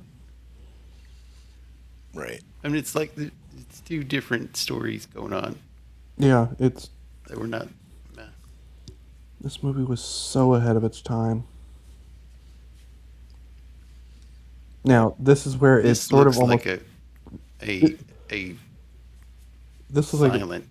yeah, it looks like a This right real here. saloon from the period too, not a Hollywood saloon. Now, what is sort of taking this down is the big hats, the big chaps that just were not the period thing. These were a 1930s Yeah, these- thing, Yeah. but these were not a period correct thing. I like how they take the mirror down when they figure out. Because on. a mirror is expensive. Yeah, and I've been to a couple of different old West bars that had like bullet holes in them and stuff. Um, Well, like, Originals from the era. do you remember that scene from Open Range where Robert Duvall and Kevin Costner go into the saloon and the saloon won't serve them, so Kevin Costner pulls out the shotgun and shoots the mirror? Mm-hmm. Like, one, that's like the only good scene Costner has in that movie. Yeah. Uh, But it's so cool to actually see like oh, the real thing. You know what I mean? Like go into a place and see a real bar that yeah, people from that era. it's Right. totally different than Hollywood because it's narrow. It's Right. like it's Yeah. tiny, but it's like this is where real stuff happened. This is where real men played Yep. poker and drank and Yep. gambled their life earnings. A lot similar to a barber shop. Yeah, Yeah. yeah. In Georgetown, Texas, there's a barber shop that looks like it might have been a old saloon. Well, they have the those lead square things on the roof inside. Uh-huh. Um, yeah. Yep. That kind of motif. God, we get what? Wait, can we just say this? The English and the Irish are better at pubs and bars than us. We could be good. It's just we Well, choose not to. we had it. We had the saloon culture, and then we got rid of it. It's like why? Like we were cool. We had our own unique American version of that. It's because we can't be that cool otherwise. We have to leave them with something.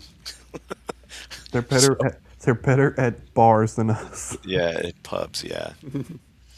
Which is Especially if you have the where if you go to an American bar, it'll have and you go to the bathroom, it has like two urinals for like 100 people, which is yeah. terrible.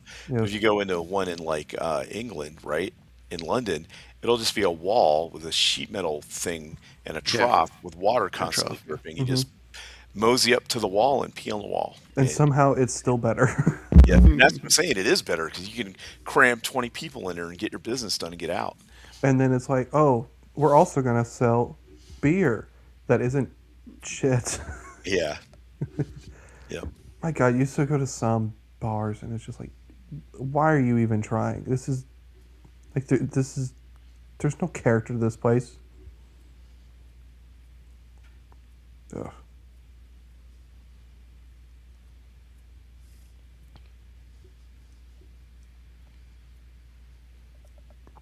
It is a racer. It is. You have a few choices. You have Youngling and Coors, and anything other than that, Yeah. don't even bother with. And if you don't like Coors, then I don't know what to tell you. That's some good old Colorado Kool-Aid.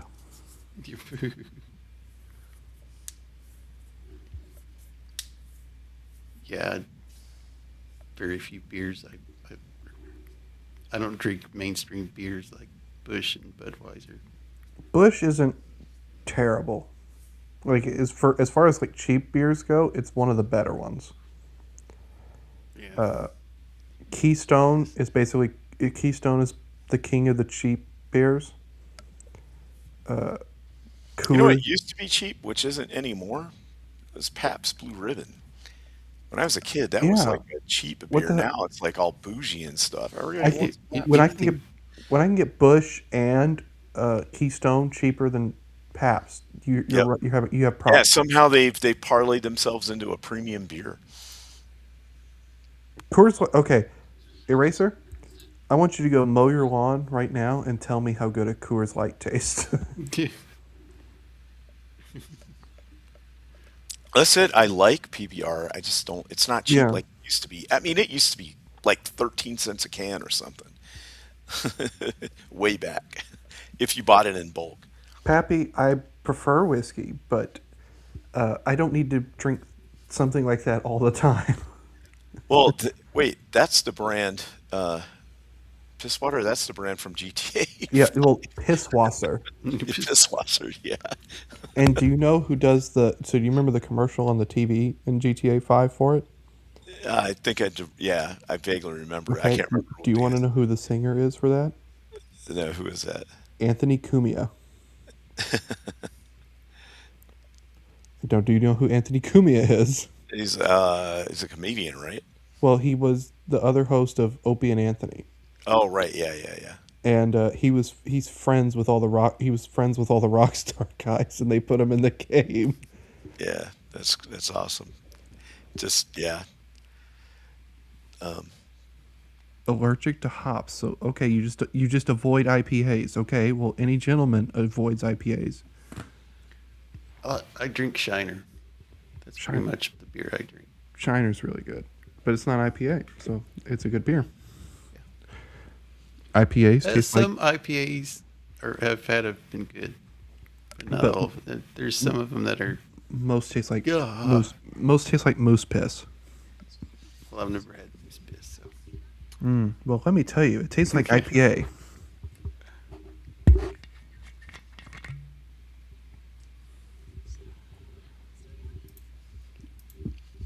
Yeah, like this party's like, you go out there with that shotgun, I'll have you brought up on charges. He right, 'cause turns to the other it guys like, don't ever let me do that again. wouldn't be a fair fight. Of course But what I do like is the other guy in there. He's got one of the saloon girls that likes him. Yeah. Yeah. He's like, stay here. I'll be back. And one of the girls tosses him down a Winchester. Yep. Yeah, that's what I mean. Like he's Yeah, got yeah. people in his corner. I mean, for 1939, he's a pretty handsome guy. Yeah. Yeah, yeah, Okay, see, he got money and a little bit of power with that. yep. Look at that bar. Look how nice that looks back there. Yeah. Great. What happened to us? Man. Yeah. Don't ever let me do that again.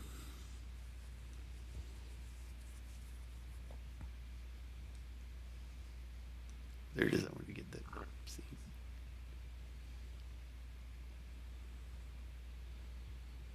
I mean, that's one take. That's kind of impressive, actually. Yeah, yep.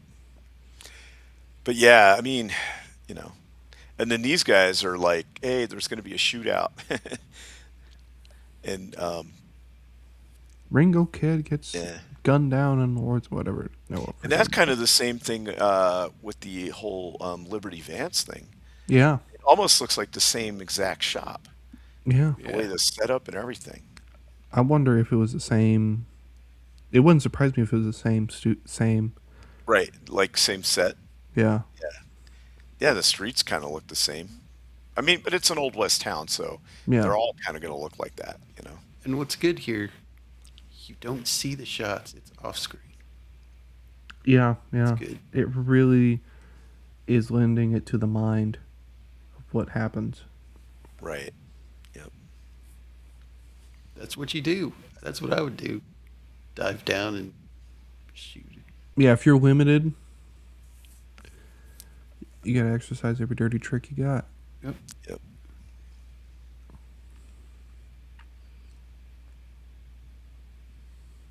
Now this is the old Hollywood coming out. Good. Falls in this. Right, like the old, oh, he's here, and then he falls down with a knife in his back. Kind Yeah, of thing. Yeah.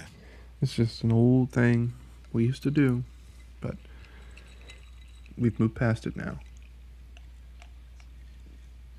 It's like, okay, taking you to jail. They spook the horses. And, hey. And it's This a is wedding. this is where this is the John Ford ending coming to life. Oh, there's another thing. While they were driving the horses to get away from the Apache, and in this, they're throwing rocks at the horses. Was that a thing to like get them to go?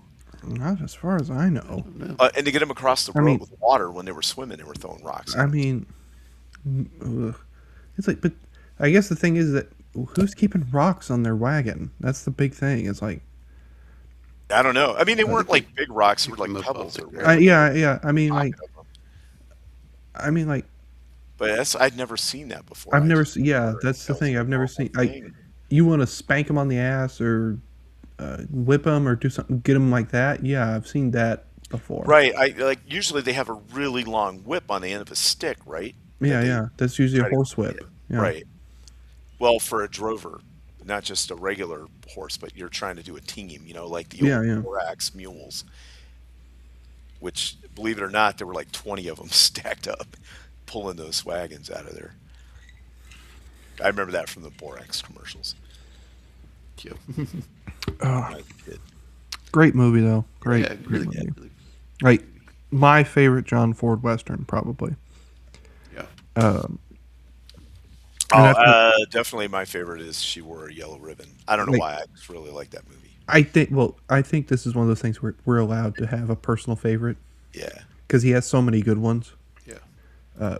For me, it's Stagecoach. This Mine's The movie. Searchers. Every time I watch this movie, I'm blown away. I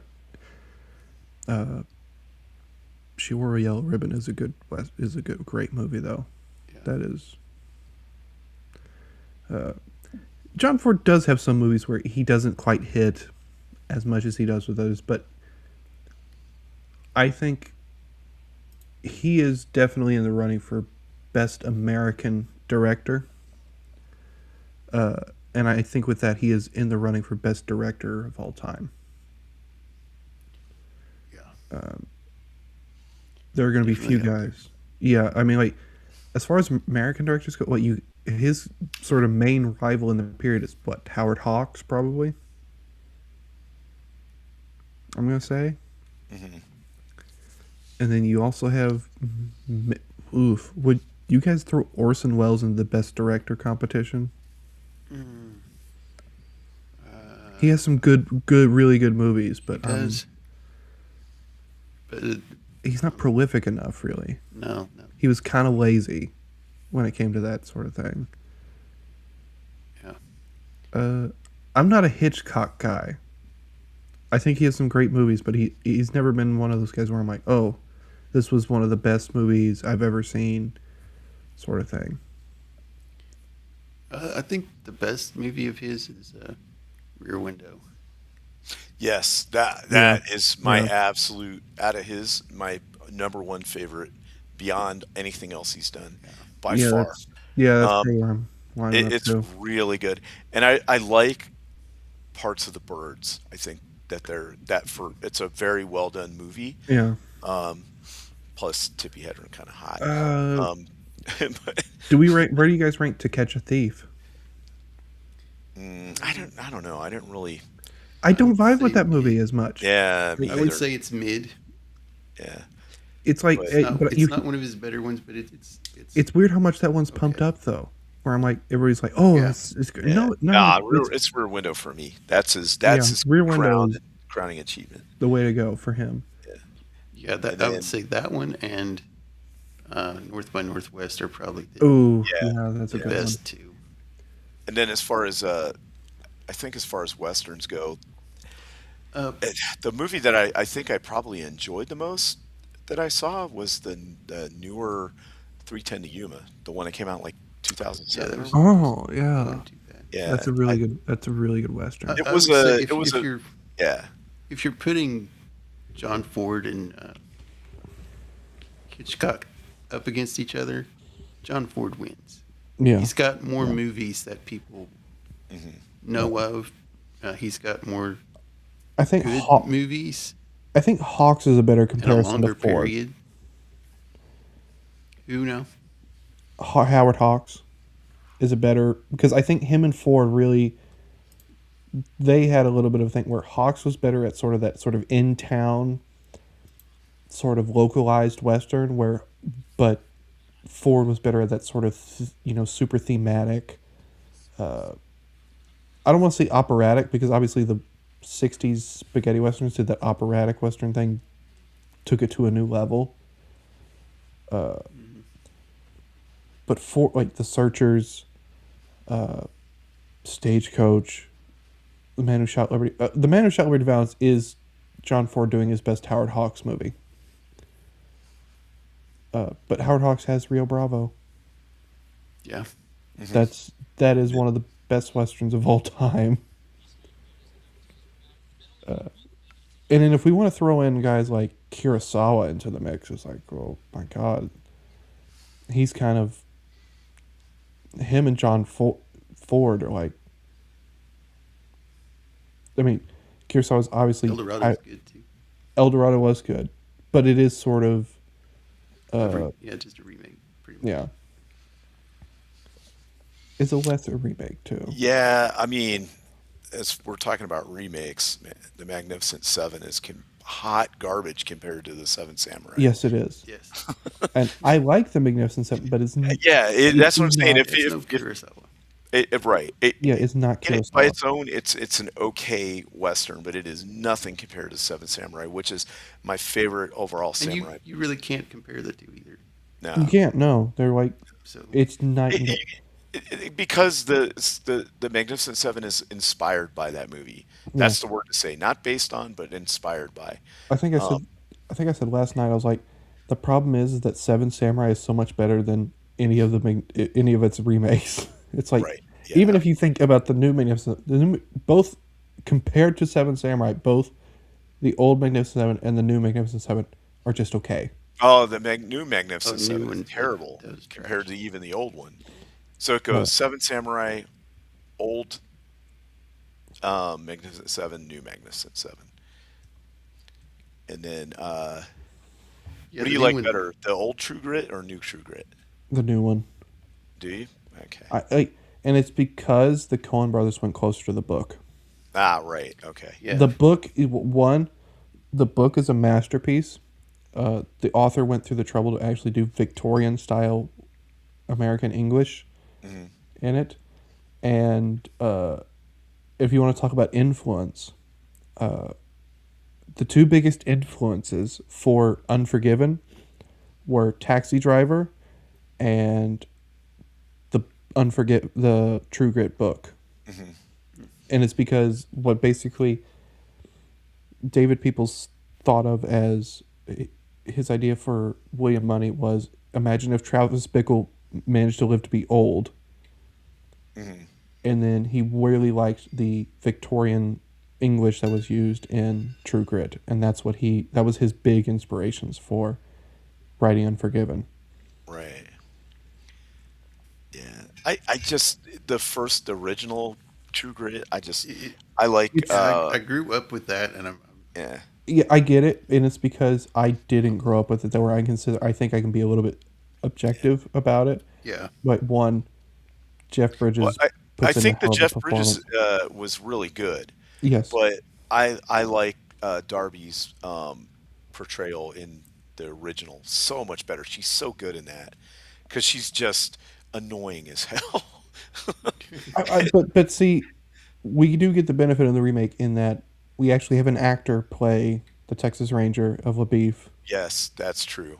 Damon kills that role. Yeah, Actually, it's he's one of Yeah, his best he is a good performances. actor, yeah. And and Seinfeld puts in a really good performance for the character too. It's like even if you Glenn think Campbell was no actor. no, and There's a reason that was the only movie he was in.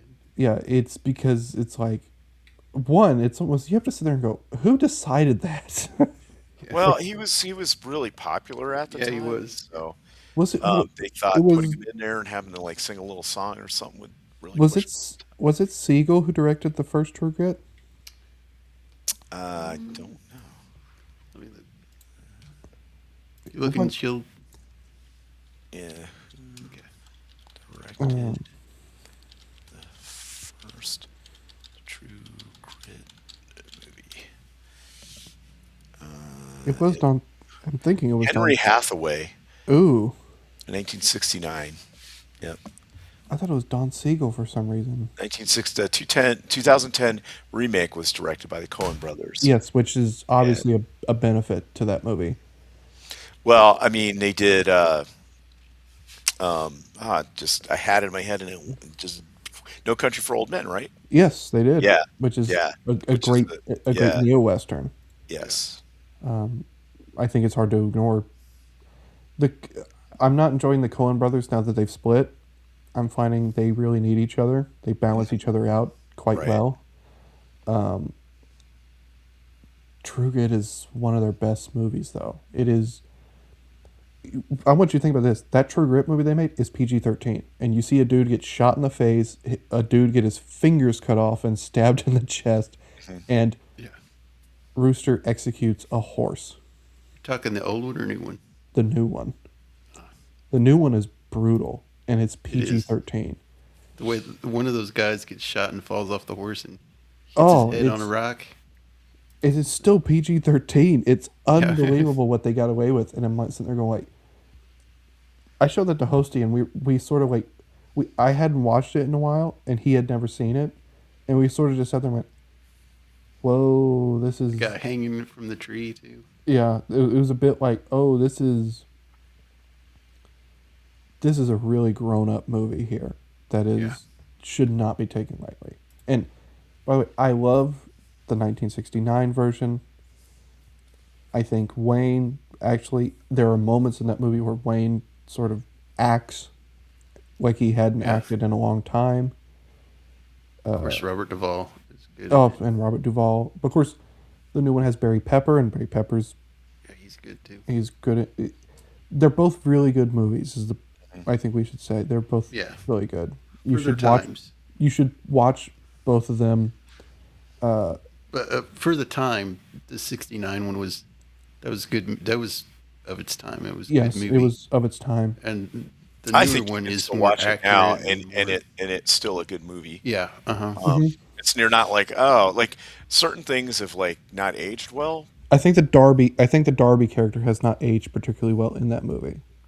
You and don't that think so? it's I loved her in that. well, like it's not. It's She's I supposed to be like 12. yeah, She's it's like 20. yeah, it's she is. I think it's she's almost crossed into the almost cartoony a little bit. I don't know. I think Rooster Cogburn is a better movie than the original True Grit. Oh, the his second one that he did. Yeah, I that's a really good western that gets sort of underlooked nowadays.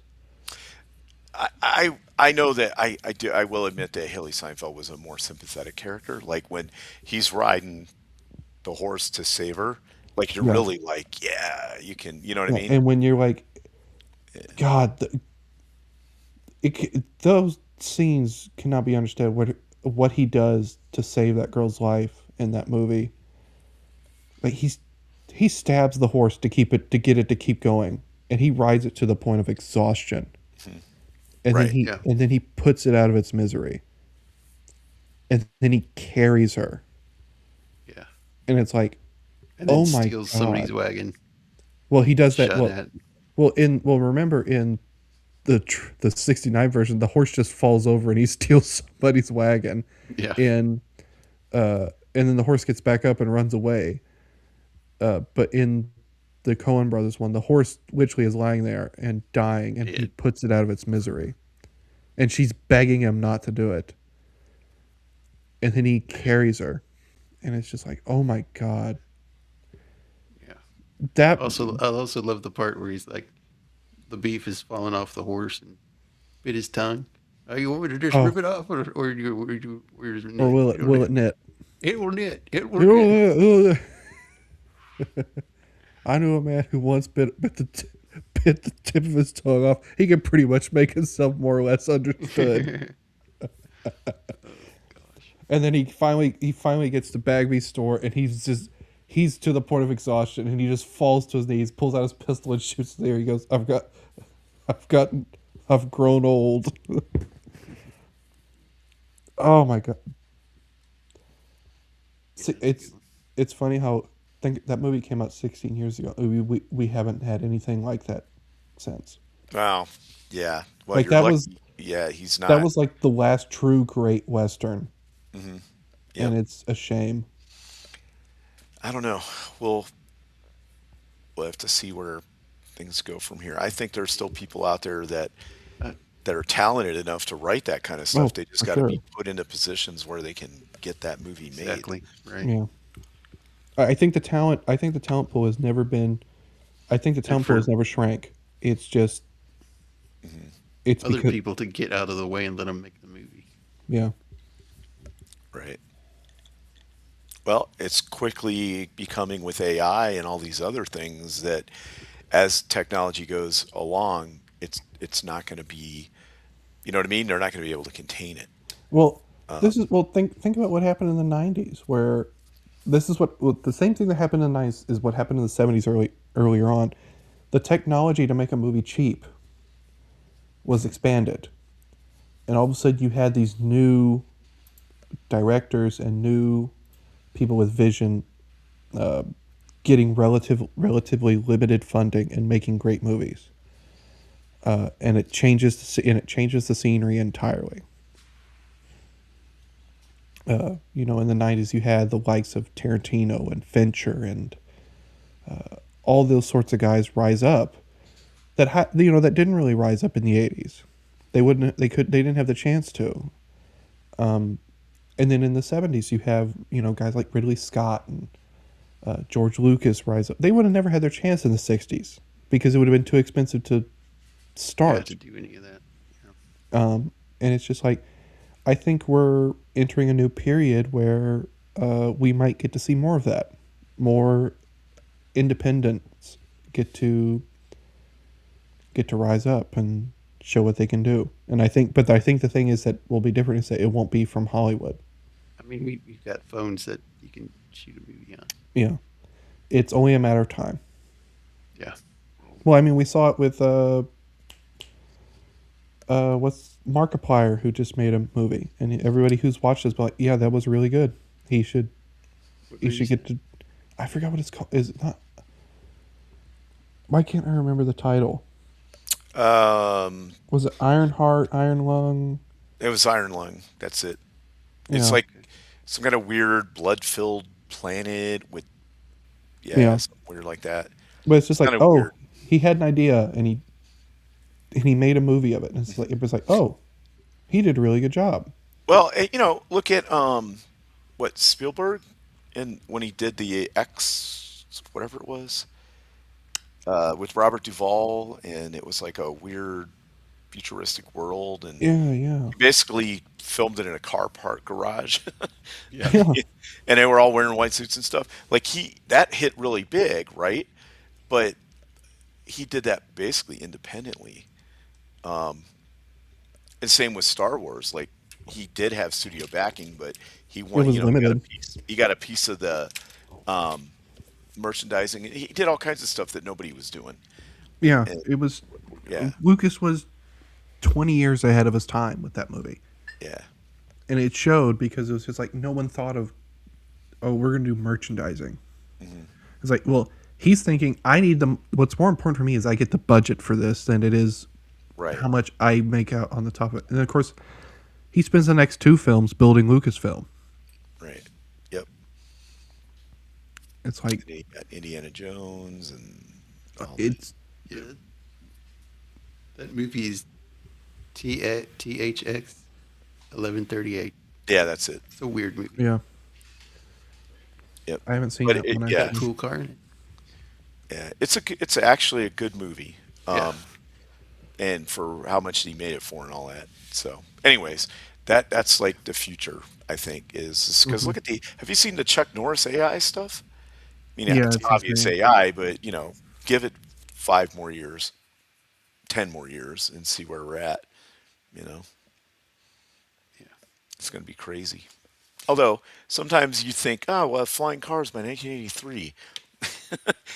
If you watch Bugs Bunny from the 40s, but we're a long way out from that. Yeah. But anyway, yeah, good movie. Good talk. Good discussion. Uh, glad Waylon could come on and talk about it. with Yeah, us, and yeah, it's glad he always could come on. awesome. Yeah, we'll go around the horn and see what's going. See what's going on. Shieldwall. So let's see. Well, thanks for having me on. It was great talking about this movie and a lot of other stuff.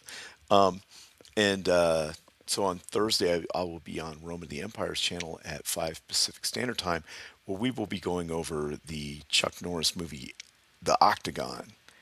So, because Chuck Norris recently passed away, so we thought it would be appropriate to review that movie Actually, because never it's one seen of it. his better ones, and it was kind of like at the height of his popularity. And if you grew up during that time as a teenager or whatever, it was definitely on your must-watch list to go down to Blockbuster or wherever and rent it or get a copy from your friends somewhere. You know, so it should be a good time. So tune in for that. Oh, sorry. Waylon, got anything? I'll be modding over at Plot Strikes Back on Mondays and usually on Tuesdays. Looks like Niat is getting his stream started going again, so looks like I'll be modding there on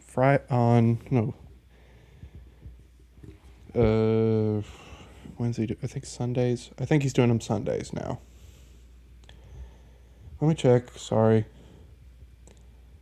he's doing T2 this weekend. I'm pretty sure.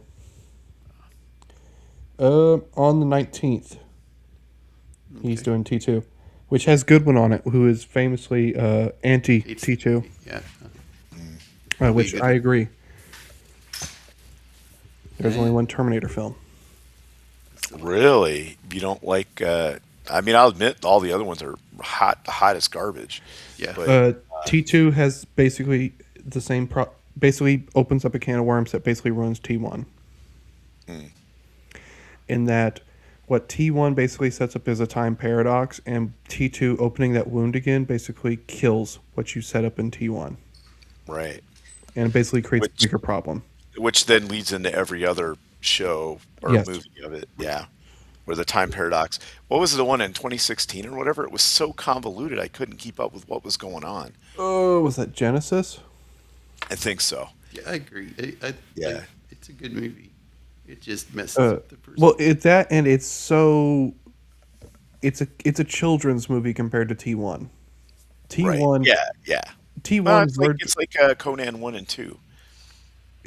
Yeah, I Yeah, would say the Conan stuff is actually worse than what happens with T1 and T2. But T2 is almost also, Goodwin references it as a children's movie, and it's like he's kind of not wrong because outside of the violence, and even then the violence is very tame compared to T1.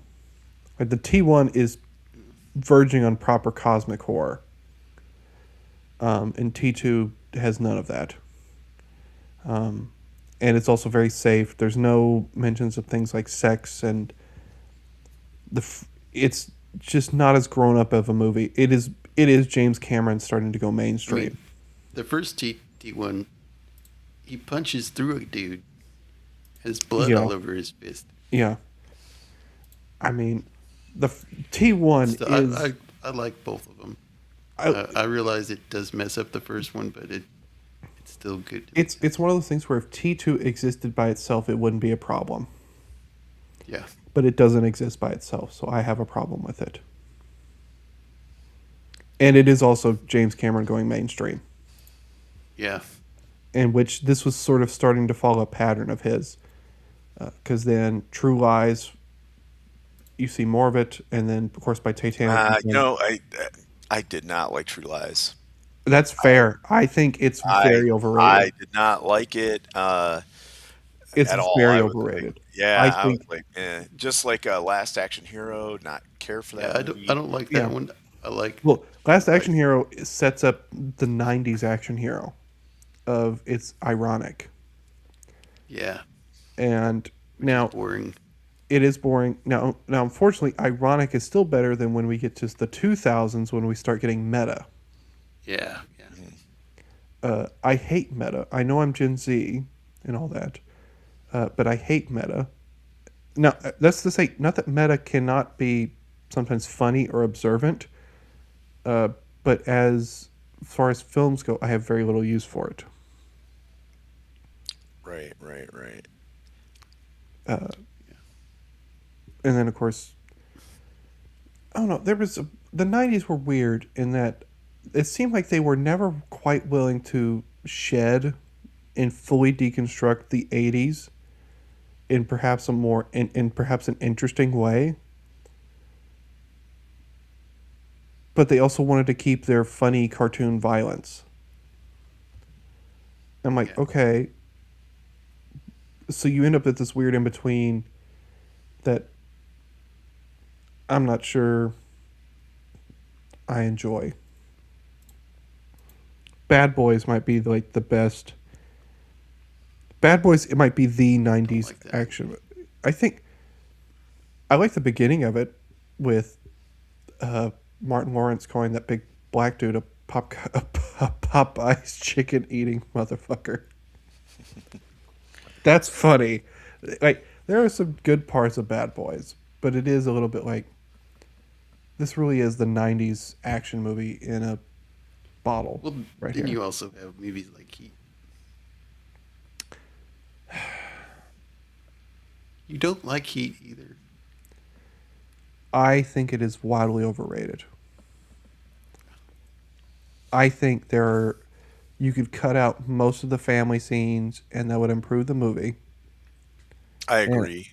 and Yeah, I think still there are good movie. certain I think the ending of it is kind of junk because it's you get where it's like sitting there going like why isn't Robert Duvall just hiding at this point? Why is he like trying to like confront this dude? It's like he could just hide and get away. He has the darkness to his advantage and he's not using it. Why? And it's just like, Yeah, I'm not a fan of Face Off. I don't ooh, like that no, I, that's oh, yeah, I ugh. don't like that movie. movie.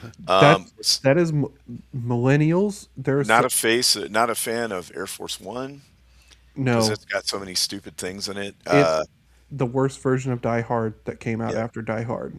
not a fan of what is it called, The Rock or whatever, where Ooh, Well, it's a they Bond movie. No, There's a lot yeah, of people who really like that movie. I've yet to I see it. I don't like the parts with Sean Connery in it. Um, Oh, come uh, on. nah, it just come on, just do a Bond movie, man. Come on, you know what I mean? That was lame. Unfortunately, well, but here's the thing. You know what movie came out the same year was Goldeneye, which is one of the best Bond films ever Yes, made. exactly. And Brosnan, I still contend, is the most complete Bond actor we've ever seen. He's better than what we've had lately. Yeah, that's for sure. Like I think if he got if Brosnan got the same quality of scripts that Connery got in his so for like 3 movies, I think we'd be having a serious conversation about who is a better Bond.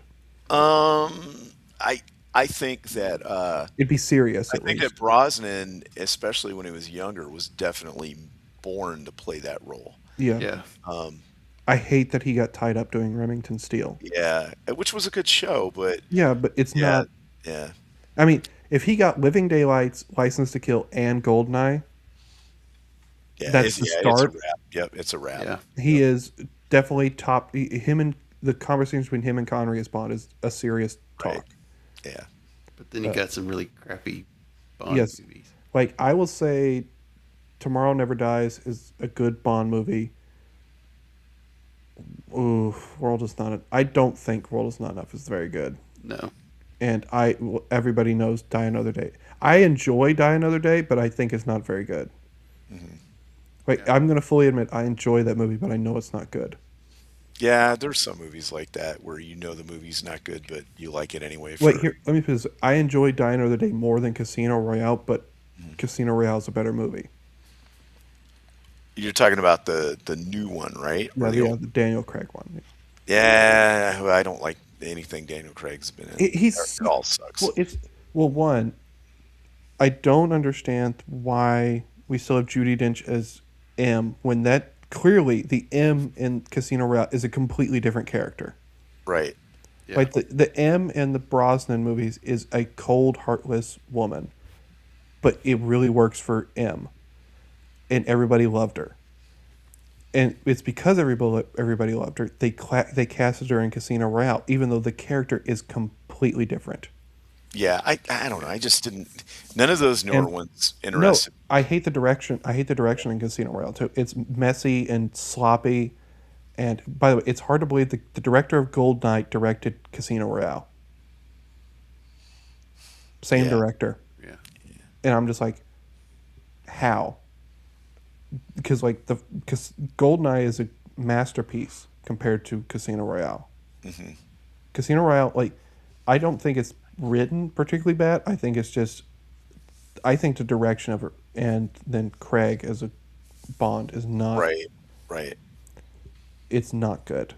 Yeah. Like it's, I mean, I'm to the point where I would have rather seen like Jason Statham be Bond than Craig. Ugh. he's the worst part is I think Craig is actually a good actor. He's just been typecast. He has been typecast, and I think what he was directed to do as Bond in Casino Royale tainted the rest of his. Right. Yeah, yeah. It's I just, I don't know. I just didn't care about the character Yeah, after that. They made him so like there's no charm. And by the way, this is someone, and this is Daniel Craig, who we know can play charming roles really well, and yet they had him behave like just this. I'm trying to be, you know, someone find a word that I can use on Jacob's stream that isn't a curse word. uh, I think, and then people also really love Skyfall, and I'm like, why? That movie's. I don't like any of those. It's It, weird because there's a lot of movies that people like that I just don't.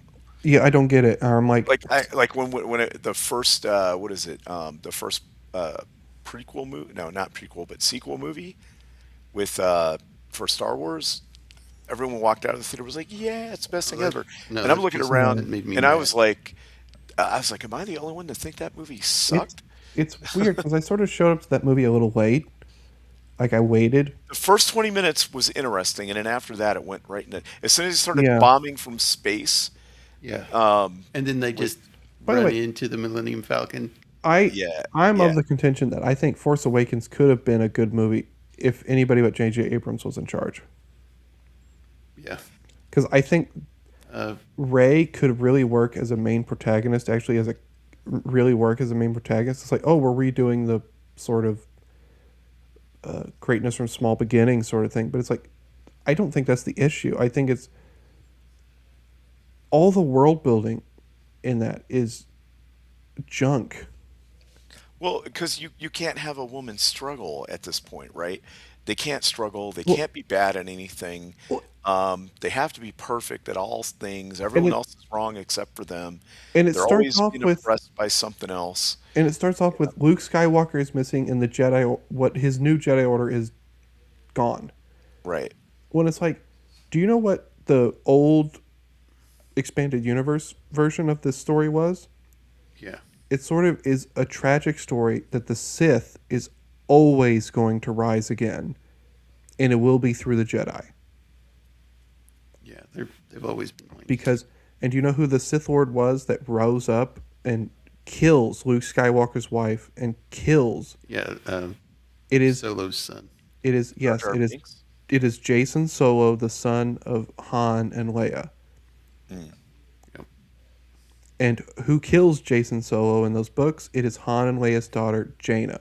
Yep. Brother and sister.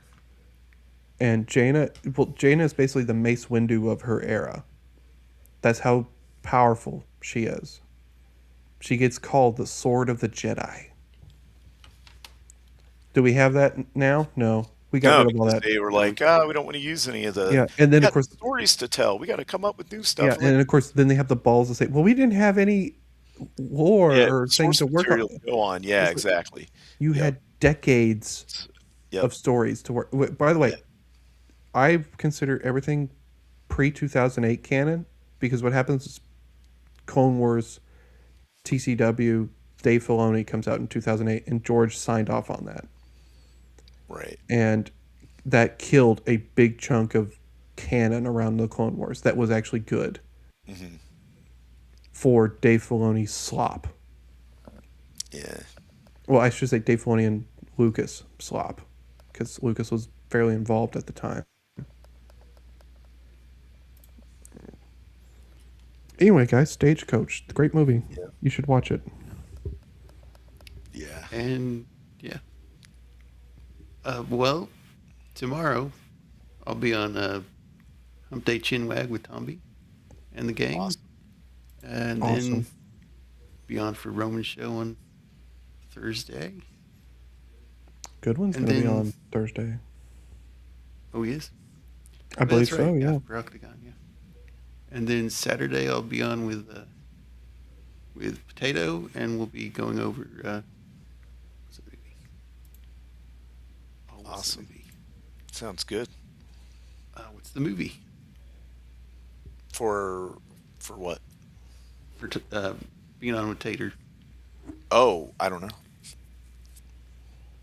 Galaxy Quest. Sorry. Ooh, Oh, Just yeah. one coming to. Good. fun movie. stuff, That's fun fun. stuff. I like that one. We've actually done that one on here. So Yeah. that's all we got, people. Thanks for Waylon coming on. Shieldwall. All right. Thanks for the chat. Hope everybody has a good week, and we'll see y'all next week for Star Trek Deep Space Nine. Yes. Looking forward Dominion to that. War.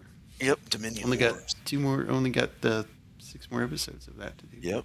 And Two then more- we start two more Babylon popcorn 5 episodes. in June. Yep. That'll be fun. Yep. Well, y'all. I'm sure I'll be on for the next Western. Yep. Yeah. Yep. Definitely. I love Westerns, so this just, Yeah. I love it, dude. Yeah. And they're getting so to actually cool. talk about Westerns is so nice because I don't get to talk about Westerns actually all that much. Yeah. Yep. Yeah. Yeah. It's nice to talk with people that have actually been to the Southwest and kind of know the area and history Yeah. and stuff. It's pretty fun. I love the area. I didn't at first when I first moved there, but after spending 7 years there, I was like, oh, I get it. I loved the desert from the minute I set foot in it the first time coming east. Something about it. See, I spent my whole life growing up in the plains, so then all of a sudden this new territory, I was like, ooh, no, I hate it. And then sometimes you don't realize something until it's gone. And Right. that's how it was for me a little bit. Yeah, where I live now is the closest I've lived in desert. So, just on the edge of it. Well, y'all have a good one. See everybody next week. Later. Buenas noches, everybody.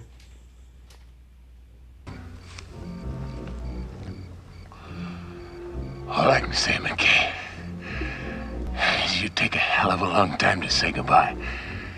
Well, so long. So long. See you around, Burton.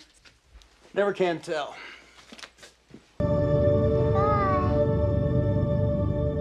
Good boy.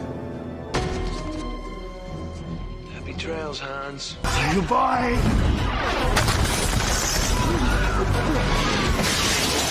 Good boy. Goodbye, bro. Goodbye, Arab! Goodbye, Northman.